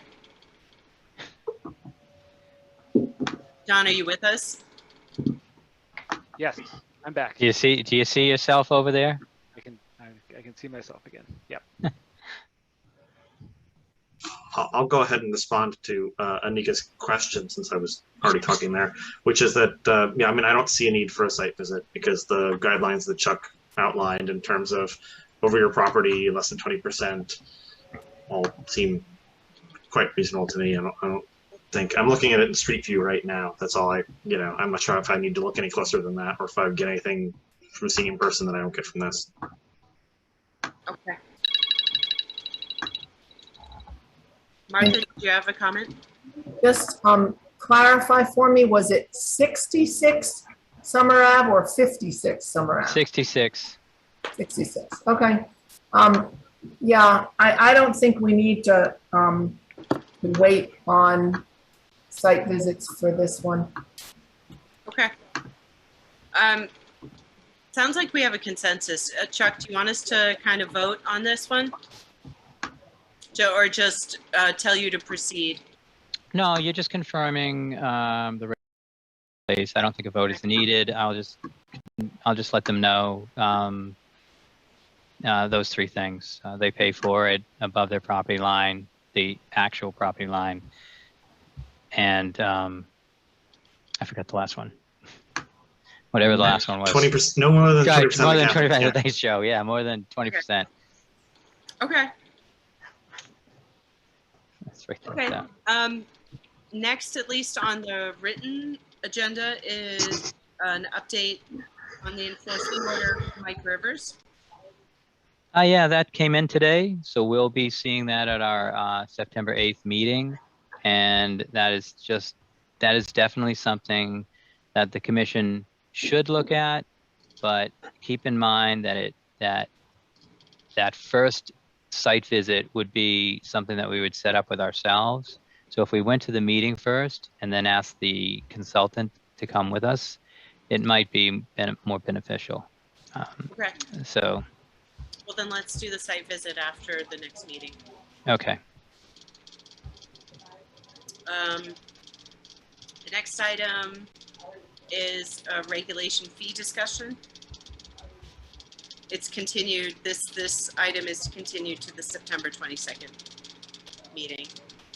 So I guess that's all we have to say about that. And so Chuck's not stopping me, so I'm just going to dive into the financial forum and the Green Communities Forum. So I'll start with the Green Communities Forum because we touched on it a little bit earlier. We received an email from Chuck on August 17, letting us know that the Climate Action Committee is facilitating a Green Community Forum.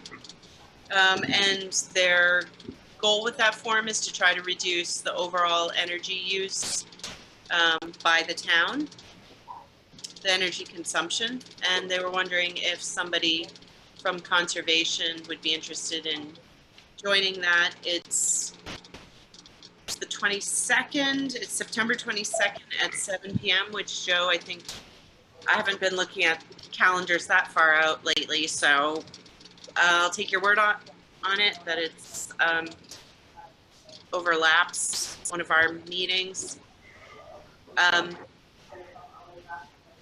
I think before we ask for a volunteer, we should probably see if we're going to have a quorum for the September 22nd meeting first. So can people check and see if they're going to make it to the September 22nd meeting? Because if we're going to have limited attendance, I'm not even going to ask. So show of hands, if you're able to make the September 22nd. I think so. There's a small chance, again, I may be out of the country, but I think it's a small chance at this point. Okay, there's maybe from Brian. What about Carl and John? I'm the same, yeah. I should be. Yeah, I think so. Yeah, should be good. Okay. Yeah.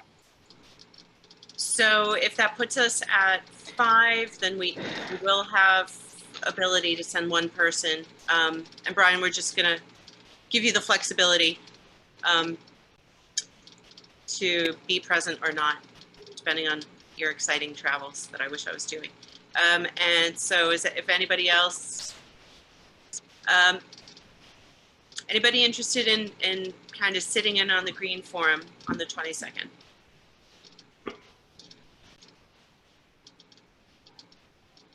There aren't any other, go ahead, Carl. So is that along with the DPW meetings? We're still doing that, right? As well? Yes. Okay. When's the DPW meeting? The next DPW meeting will be the first Tuesday in September, which is the 7th. And Martha said she would go to that.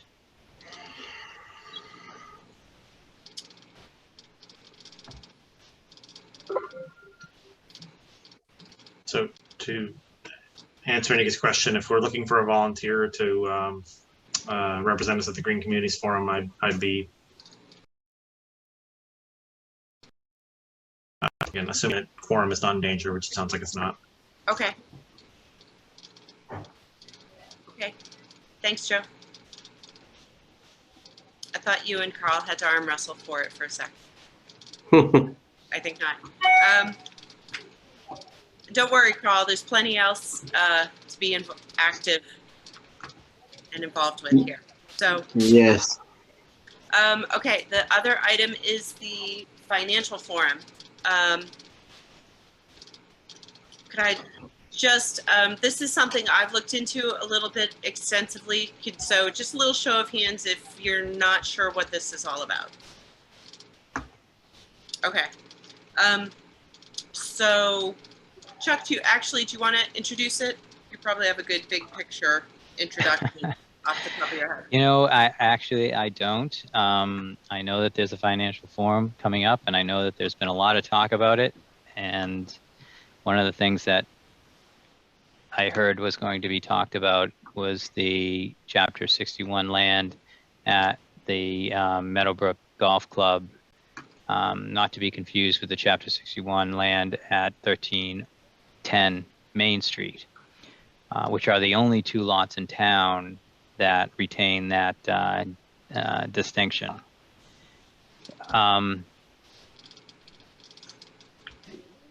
You know, I don't know much more about that, but individuals have asked me to work on different portions of it that have to do with Chapter 61 and whether things can be built and what can go on, because this particular area that I guess that's been designated as a change of use or an intent to sell is endangered habitat, and it falls under natural heritage. And I've reached out to them to try to find out what exactly can be done on such land. And Have you heard back? yeah, I haven't heard back. Okay. And they're still not at the office, working from home, being very safe about COVID. Good. Well, let me provide a little bit more information. I've looked into this a little bit. I took a look at the select board packet from the meeting, the select board meeting. On which day? It was the first meeting of August. So I think it was the 10th, perhaps. Anyway, so as a basic overview, Meadowbrook has notified the town that there are 5 half-acre lots that are along Grove Street, kind of on the right side of Grove Street, close to the wetlands and town forest. So there's 5 lots, half-acre each, and the town legally, under Chapter 61C, I believe, has first right of refusal to purchase those lots. And I took a look at it. I asked Chuck to take a look at it because the town right now is inside that decision deadline time. And as far as I understand to date, the deadline the town has to respond to either accept or reject that offer to purchase this land is November. So the town, the liaison from the select board reached out to me and asked if conservation had any suggestions or input or information to help guide that decision as to whether or not a purchase of that land makes sense and is recommended, or, you know, just to provide a little bit of a conservation perspective on it. And I looked into the paperwork. I sat down with Martha this week, and I see an opportunity. I have additional in terms of if we wanted to use some of these lots for conservation purposes, could additional easements be put on the other lots? I see an opportunity if it's in the town's, if other people agree that it's in the town's interest to do this, I see an opportunity to make these lots a potential parking area instead of people parking on Grove Street before Stroud Ave. Because when people do that now, they're doing it now, it erodes the side of the road, and the wetlands and sensitive habitats are very close to that.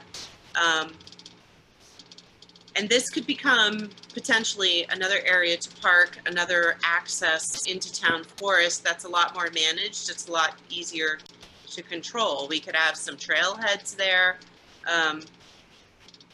You know, it's something to think about.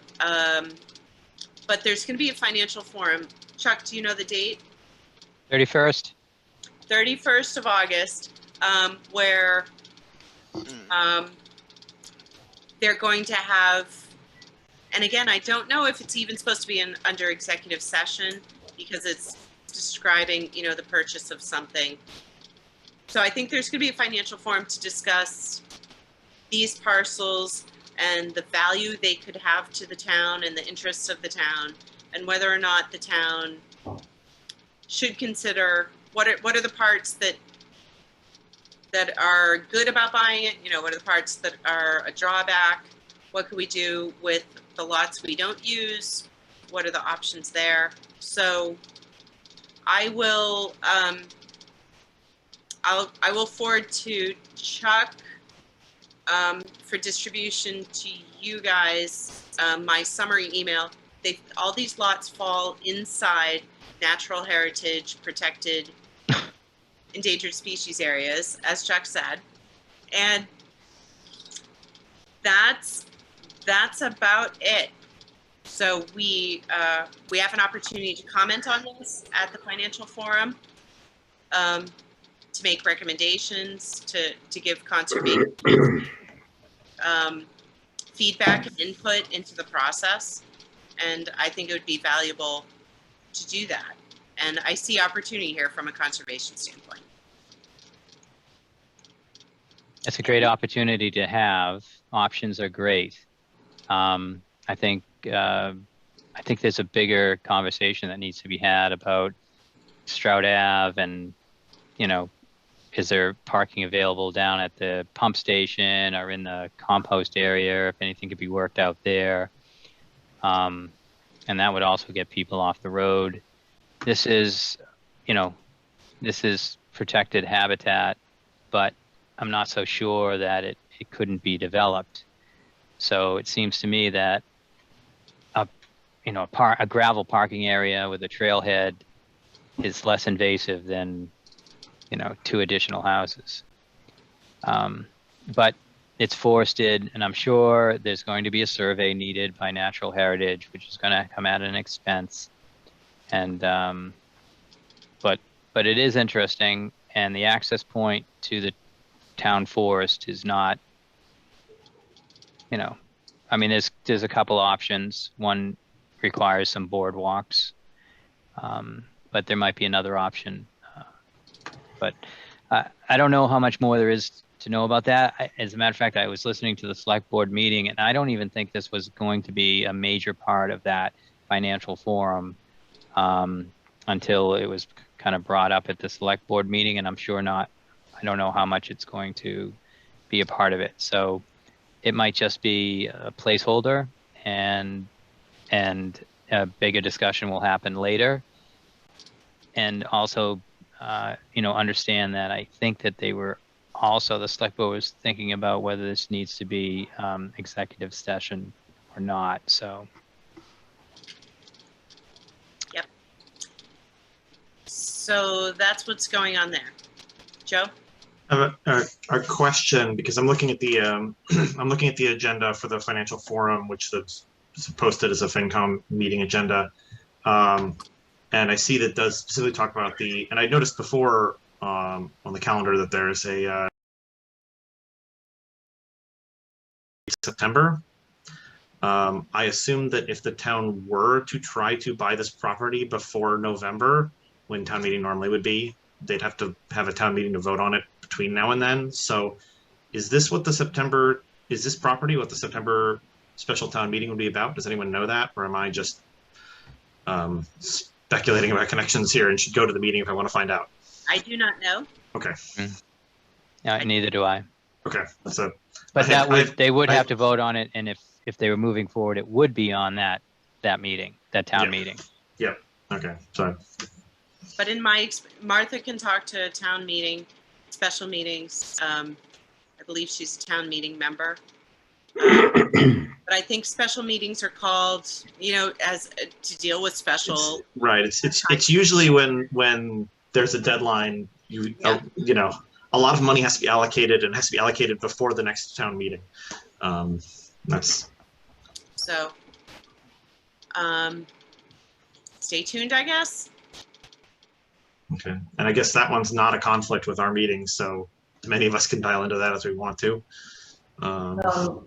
Does it make a difference if more than a quorum of us attend? Do we have to do anything special? I'm gonna have to check on that. I think it's up in the air. It's to me, it's certainly up in the air in my mind, but I will check with the town clerk to find out if site visits with more than a quorum and attending this meeting with more than a quorum needs to be posted. And I know that the select board are very careful about attending meetings and creating a quorum. So that gives me pause. I have a question. So we talked about so far being on the agenda is the Meadowbrook opportunity. Is the 1310 Main Street also going to be discussed at this forum? Well, at the first meeting on 1310, I asked Jack to provide the information because he said that the town was notified and that the window is closed. So I took the time to go and ask the clerk and ask the other departments that are supposed to be served and ask Jack to provide the green cards because it has to come in certified mail. Mm-hmm. And none of that has, no other department received anything, and there's no certified mail receipts yet. So I don't think we were notified. So that clock, if that's the case, that clock hasn't started yet. Okay. Okay. Okay, I found out what the special town meeting on September 27th is about. It is funding for the water tower project. Which might also be a part of the financial forum, maybe too. Maybe, so, yeah. But so I'm planning on attending the financial forum. I don't want to bump other people out if they are interested as well. So if you're interested, speak up. I think I'd probably go. Okay. If I can watch the recording on RCTV and I will not, put us in danger of creating a quorum. So we're good there. Okay. Okay. Are there others who were planning on attending that in person or on Zoom? I'll be there. Okay. I think I would just follow Joe's example and peer in from beyond the screen. Yeah, because it doesn't sound like, if Nika and Martha are there, they could certainly, speak for the commission, and if they want someone to provide a conservation perspective on this. So, yeah. Do you guys have any feedback about what I've said so far tonight? That we see an opportunity of one or more of those lots could provide some relief for Grove Street, and also provide some additional actual buffer zone for the closest lot. So yes, that all makes sense to me. Well, I think that also might reduce some of the tension with one of the homeowners there who periodically is less than thrilled at the traffic and the parking situation. So that's another kind of an ancillary reason to look at it. Yeah. You're talking about on Grove Street or on Stroud? On Grove Street, right across from Stroud, basically. It's also very narrow in that area. So to me, it's, as a resident, I see it as there's some aspect that's a safety issue too, because you get a lot of people walking. Yes.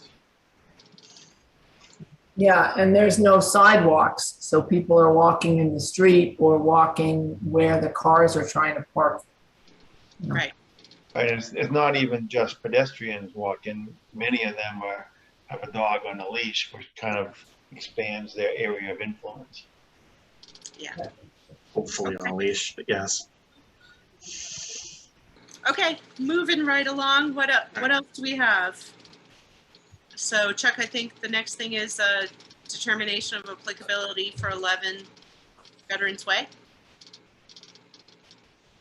Yeah, but if you read on, you'll find out that they're just waiting for that plan. yeah, for that plan. I mean, the rest you don't have to go through, or you could just go through quickly, but we're still waiting for all the rest under that. And the administrative report, we have 66 Summers Ave. We already talked about that. Plymouth Road with the National Grid cleanup.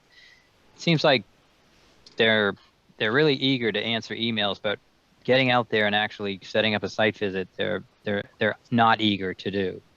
Right. There's no correspondence. There's no emergency permits.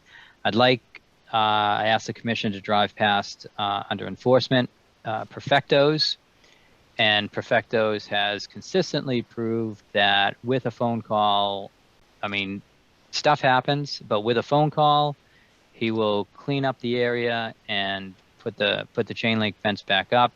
He didn't talk to me about it, but being around, trucks and deliveries and whatnot, I believe that it might have been the truck driver that stacked those two pallets next to the dumpster, and with one phone call they were removed. So my request is that this has been on our agenda as an enforcement item, and there's an enforcement order out there. I would like to request that the commission rescind the enforcement order and take this off the enforcement list. Okay, I'll entertain a motion for that. To rescind the enforcement order for Perfectos. I move to rescind the enforcement order for Perfectos. Second it. Any discussion? Okay, go ahead and vote. Martha Moore in favor. Joe Kernahan in favor. John Sullivan in favor. Carl Sacconi in favor. Rambo in favor. Nikki Scanlon in favor.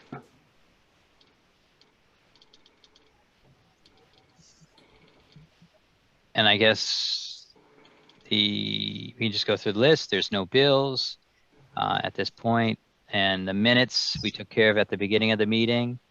And just to make sure that everyone understands that on the 27th, which is this week, this Friday at 4 o'clock, we'll be meeting at Stroud Ave for the town floor site visit. Brian? I think that gesture may not have been directed at us. You're muted, Brian, but that may be intentional. Go ahead. I was just getting some fan mail from a flounder here. Okay. That is what I have. So the commission may be interested in going to, I forgot the name of it. What's 12?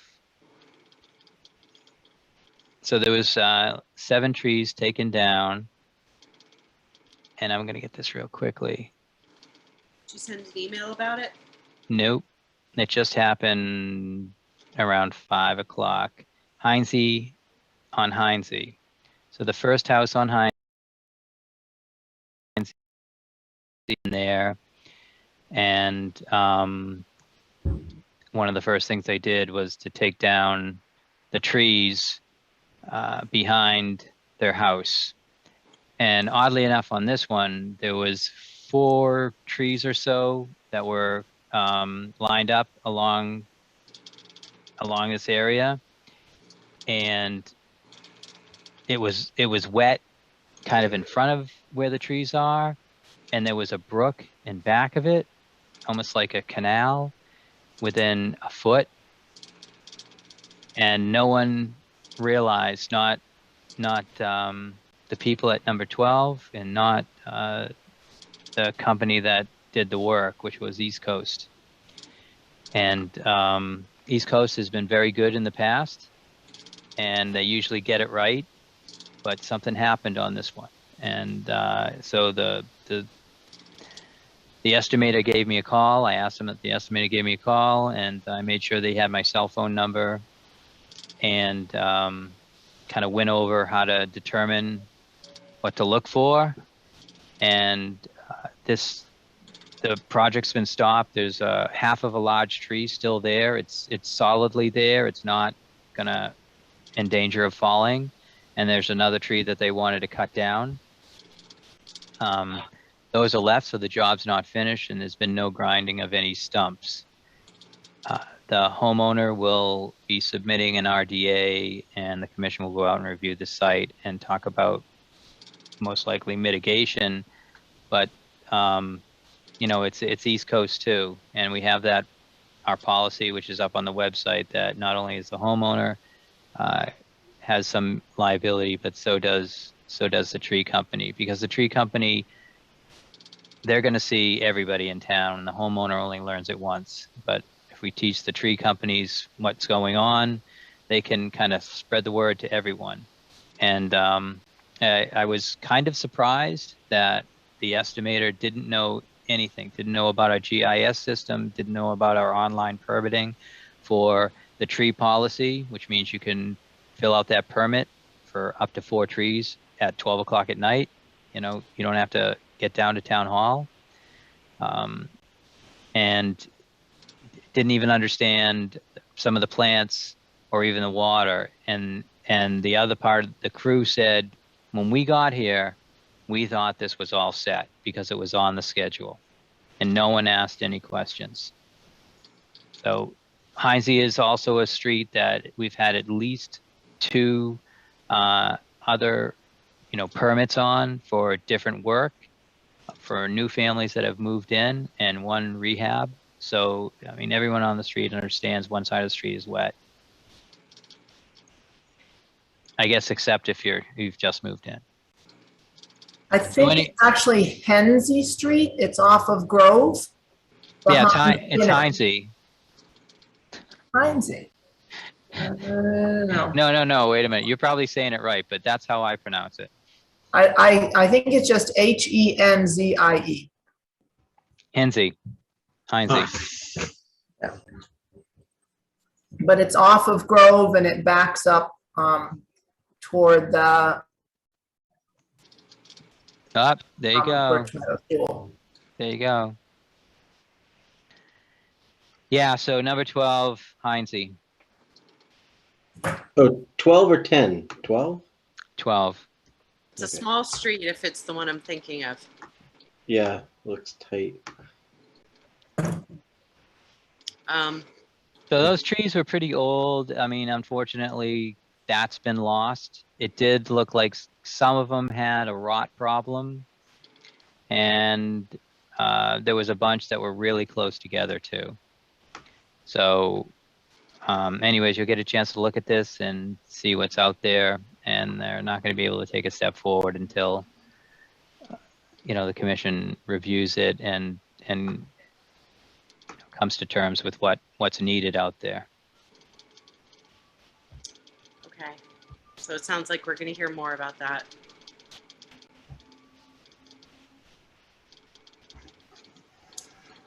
Okay. Did we need to talk about the fence and the tree issue on Whittier, or is that not appropriate? That took care of itself. The homeowner, after talking to me, took it on himself to understand the tree policy and our regulations. And I think that, you know, the way he handled it was totally appropriate. He sent an email, tried to call my phone. It was on a Friday, Saturday. They were really concerned about the tree with that big notch taken out of it.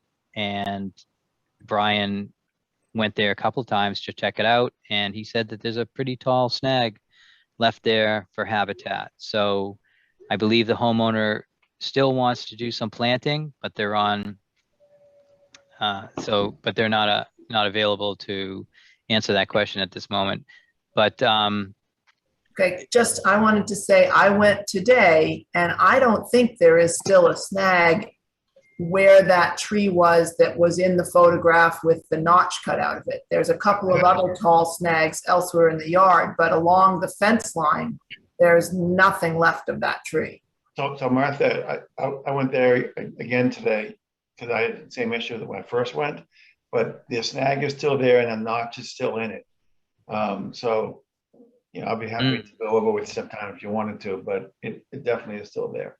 Is it on the driveway side of the house or the left side? It's on the right side. So Jeez, I walked that entire fence line today and I couldn't find it. yeah, I missed it the first time, which is why Chuck said I went twice. But I did see it today.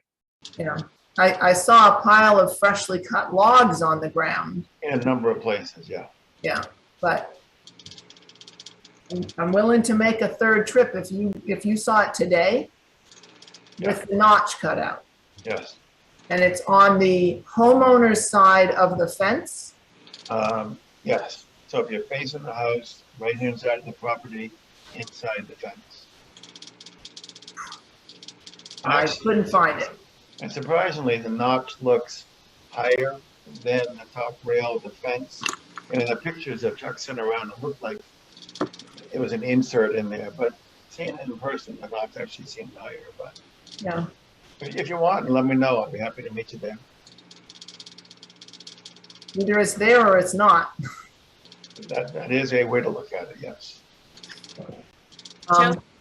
So if there's a snag there, then he's met the tree policy. And if there's not a snag there, then he hasn't. Is that correct?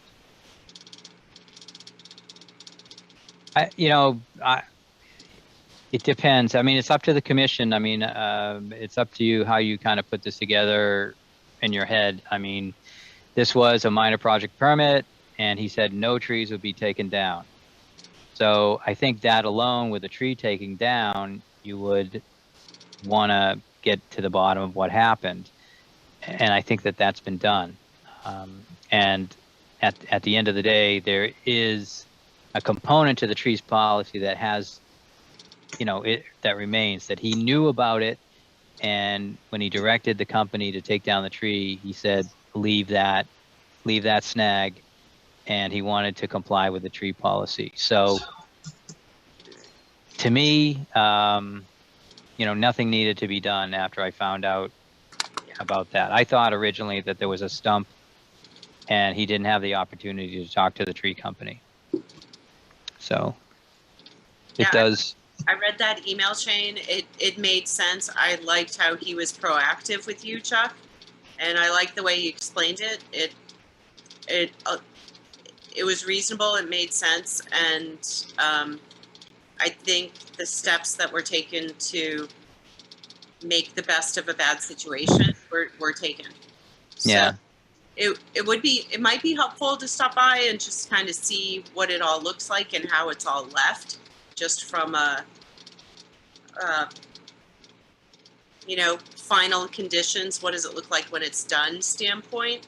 Mm-hmm. Not that we would actually officially sign off on it, but go ahead, Brian. I was gonna say, if you're gonna go, it's high, it's taller than I expected, which I think is why I missed it the first time. It's probably 15 feet high, and I was expecting, in my head, I'd picture something, 7 to 10 feet. I want to say the email said something like 10 or 8 feet. So indeed, I wouldn't have been looking for a 15. I did the second time. The notch. Okay, yeah.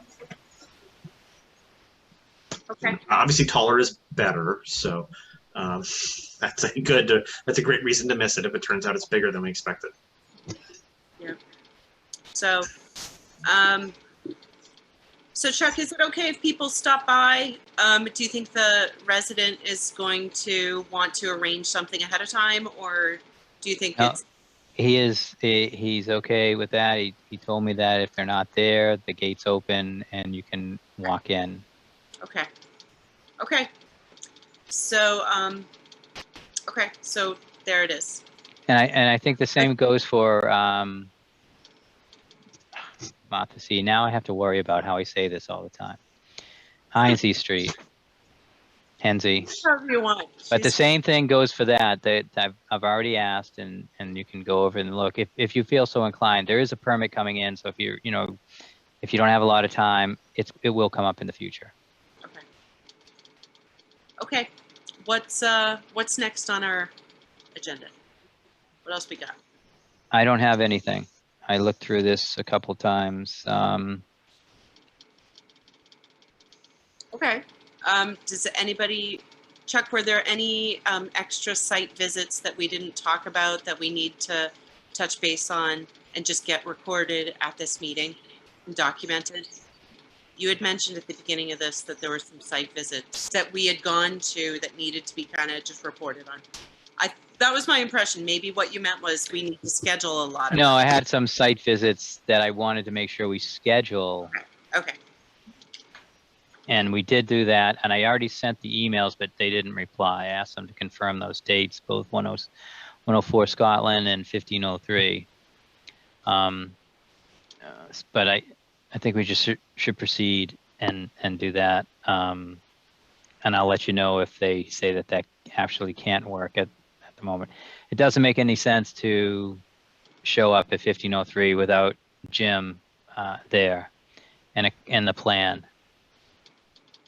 But I do have to comment that I think, correct me if I'm wrong, but I think one of the last times we planned to be there and asked him to meet us there, he didn't show. I think that he's eager. I don't know. I'm not trying to figure him out. I would say the fact that he reached out to me at this meeting and said, whatever, that he wanted to know if he should stay or not, or are you just picking out a site visit time? That's what he's been telling everybody on a couple of emails in town hall. So I know if he doesn't show up, there's less pressure on anyone to kind of close this out. But I don't want to keep, having people spend time going out there, and it's like just spent time. So if he's not going to show up, he's got to let us know, so that we don't waste our time going out there. Our time's valuable too. So. Well, I asked him to confirm. If he doesn't confirm, I'll just let you know. Okay. That seems to be all that's needed. Okay. And does anybody have anything else, Joe? Martha, you were about to speak. Go ahead first. Yeah, I just was going to say, Joe and I went out to 1503 in the morning a couple of days ago, and that gave Joe a chance to see the locations of the trees and shrubs, and we looked for the herbaceous layer that presumably was there, but we think it has been mowed. And so all those phlox and asters that he claims are planted, we couldn't find much sign of them. Maybe one or two rosettes down below mower level. But yeah, the herbaceous layer doesn't seem to have met the guidelines. Yeah. So it's not thriving. Not thriving, absolutely. And when I measure the plot plan, it looks to me like the trees on the plot plan are 20 feet apart, both. And we didn't find any trees that were any close to 20 feet apart. There was one that's 17 feet away from the nearest tree, but everything else is around 10, plus or minus. So, yeah. One thing I'm just going to reiterate from the original order of conditions that I particularly went back and looked at and reread about 1503 is even after there's condition A4 on page 19, if anybody's curious about the reference. It says, notwithstanding the previous condition, the commission may withhold for 2 calendar years 50% of the performance surety after the certificate of compliance has been issued to ensure and apply toward compliance with any continuing conditions or restoration of affected lands or properties. So that's one aspect of the existing order of conditions that we can hold to, that's already been spelled out. And, you know, at some point, we got to get to a resolution of this, and I don't know how exactly we're going to get there, but I think we're giving it a solid try. It would be good to get action from the applicant that shows the conditions are going to get met. And that's all I'm going to say about that. We've beaten that dead horse for a bit. So go ahead, Chuck. Sure, I was just going to say I was a little shocked that you just said that the herbaceous layer was mowed. There shouldn't be any mowing in this area. I mean, There's a lot of mowing in this area. There's a lot of, even if the herbaceous layer simply isn't there, then all that is there is grass and crabgrass, and it's, I mean, it's not being cut super close, but it's definitely being mowed. We're talking like 6 inches high, maybe. So, Yeah. so it still seems to be a lot left to complete there. Yeah, we're awfully far from where we probably ought to be here. Yeah, the only thing that wasn't mowed was the Japanese knotweed up in this little corner. That they can mow. They can mow the knotweed. Yes. Yeah. As long as they tag it, trash it, whatever. So, I want to, if there's nothing else, I just want to make a mention that on Sunday mornings, I think between 8 and 9, out in town forest, is that right, Brian? There's some volunteers doing some amazing work, getting together, pulling invasives, and I've had it on my calendar, and I haven't gotten out there, and I'm like whipping myself every Sunday afternoon that I couldn't get out there to help out and pitch in, but I'm hoping to get out there sometime. And Well, I've been there each time, but I've yet to pull anything because my job is to walk the dog while the pulling goes on. But there's been groups of different sizes. I think the most was probably 8 or 9. The smallest was probably 4. Even in the storm this past week, they pulled for the hour. So thank you to everybody there who's doing that. You can pass that along, Brian, if I'm not there. Yeah. They're doing the hard work that needs to be done to really improve the town. Yeah. It's so great. and I give them lots of encouragement for all of you. So I hope to get out there. I know there's a Facebook group about it. If people want details, that maybe I can find it, distribute it, just reach out to me. So if there's nothing else, it's before 10.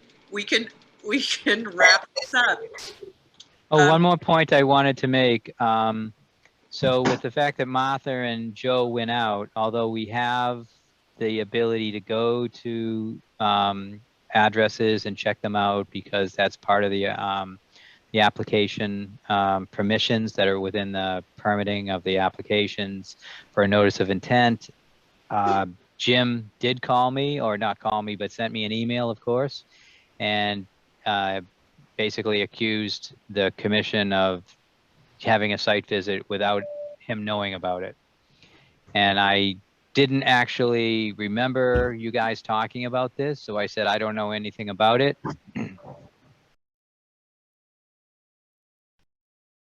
I knew about, which was to talk to him, and I told him it would be pointless to have a site visit unless he was there. But it does sound like I don't know if you talked to anyone else, because it seemed like someone else was involved in the this kind of like back and forth.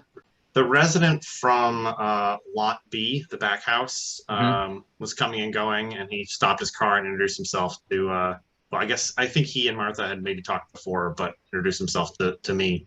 So I assume that's how Jim heard about this. This was not something, you're not forgetting anything, Chuck. This wasn't discussed. This was Martha and sending an email to me individually. So it was just the two of us. And it was just, I think it was in reaction to my comments at the last meeting where I said, well, since I'm the only one of us who at that point had not actually set foot at 1503 Main Street, that it would be nice if I could have, seen it with my own eyes before we have any more discussions about it. And now I have.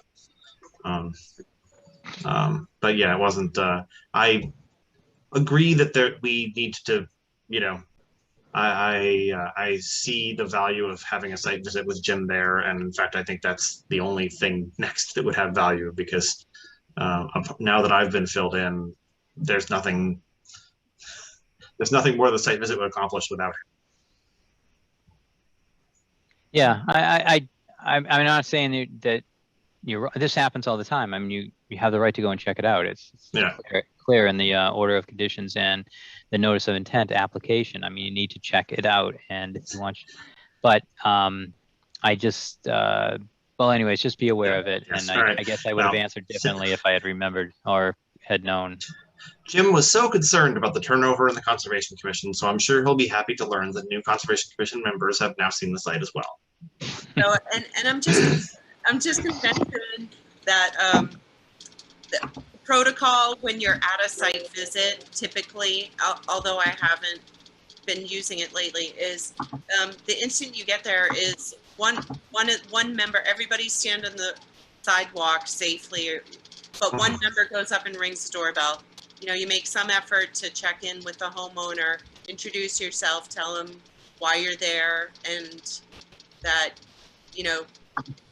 can you get, you've heard it's okay to go in the backyard. Is there any problem with that? And sometimes people are home and sometimes people are not, but a courtesy knock is always appreciated. So that's about it. So is there a motion to adjourn, or is there a last comment? I just want to apologize to Chuck for not letting him know we were going to go. And the homeowner was not home. Well, a million times out of 1,000,001 times, this wouldn't have even have been an issue. But yeah, I said what I said. I didn't know about it, and I would, but I know. But now now I know. Anyways, yeah, it's clear that I think that a little more education is needed on the spacing of the trees, and it's to put a herbaceous layer in and then have someone mow it doesn't make any sense to me. But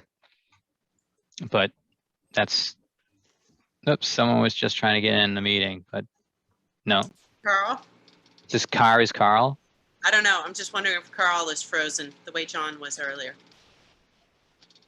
Let's find out. Okay, yes. Okay, well, that's good. He's back in time to vote in favor of a motion to adjourn. Yes, sorry. All right. I'll take a motion to adjourn. And Chuck, I wanted to ask you a question off. All right, so we'll stick around for a minute. Okay. Yeah. Okay. All right. So motion. So motion to adjourn. Second. Okay, all those in favor? Aye. Yes. Okay. Thanks, Carl. Thanks, everybody. Bye. Joe, Brian, John. Thank you. Bye. Bye. Chuck, thanks. All right. I feel like I was going through the Brady Bunch there. All right, guys. Bye, everyone. And I'm not needed anymore. And You can stay. You can stay on if you'd like. I assume our CTV has stopped recording. So nope, somebody's still recording. they'll edit this out.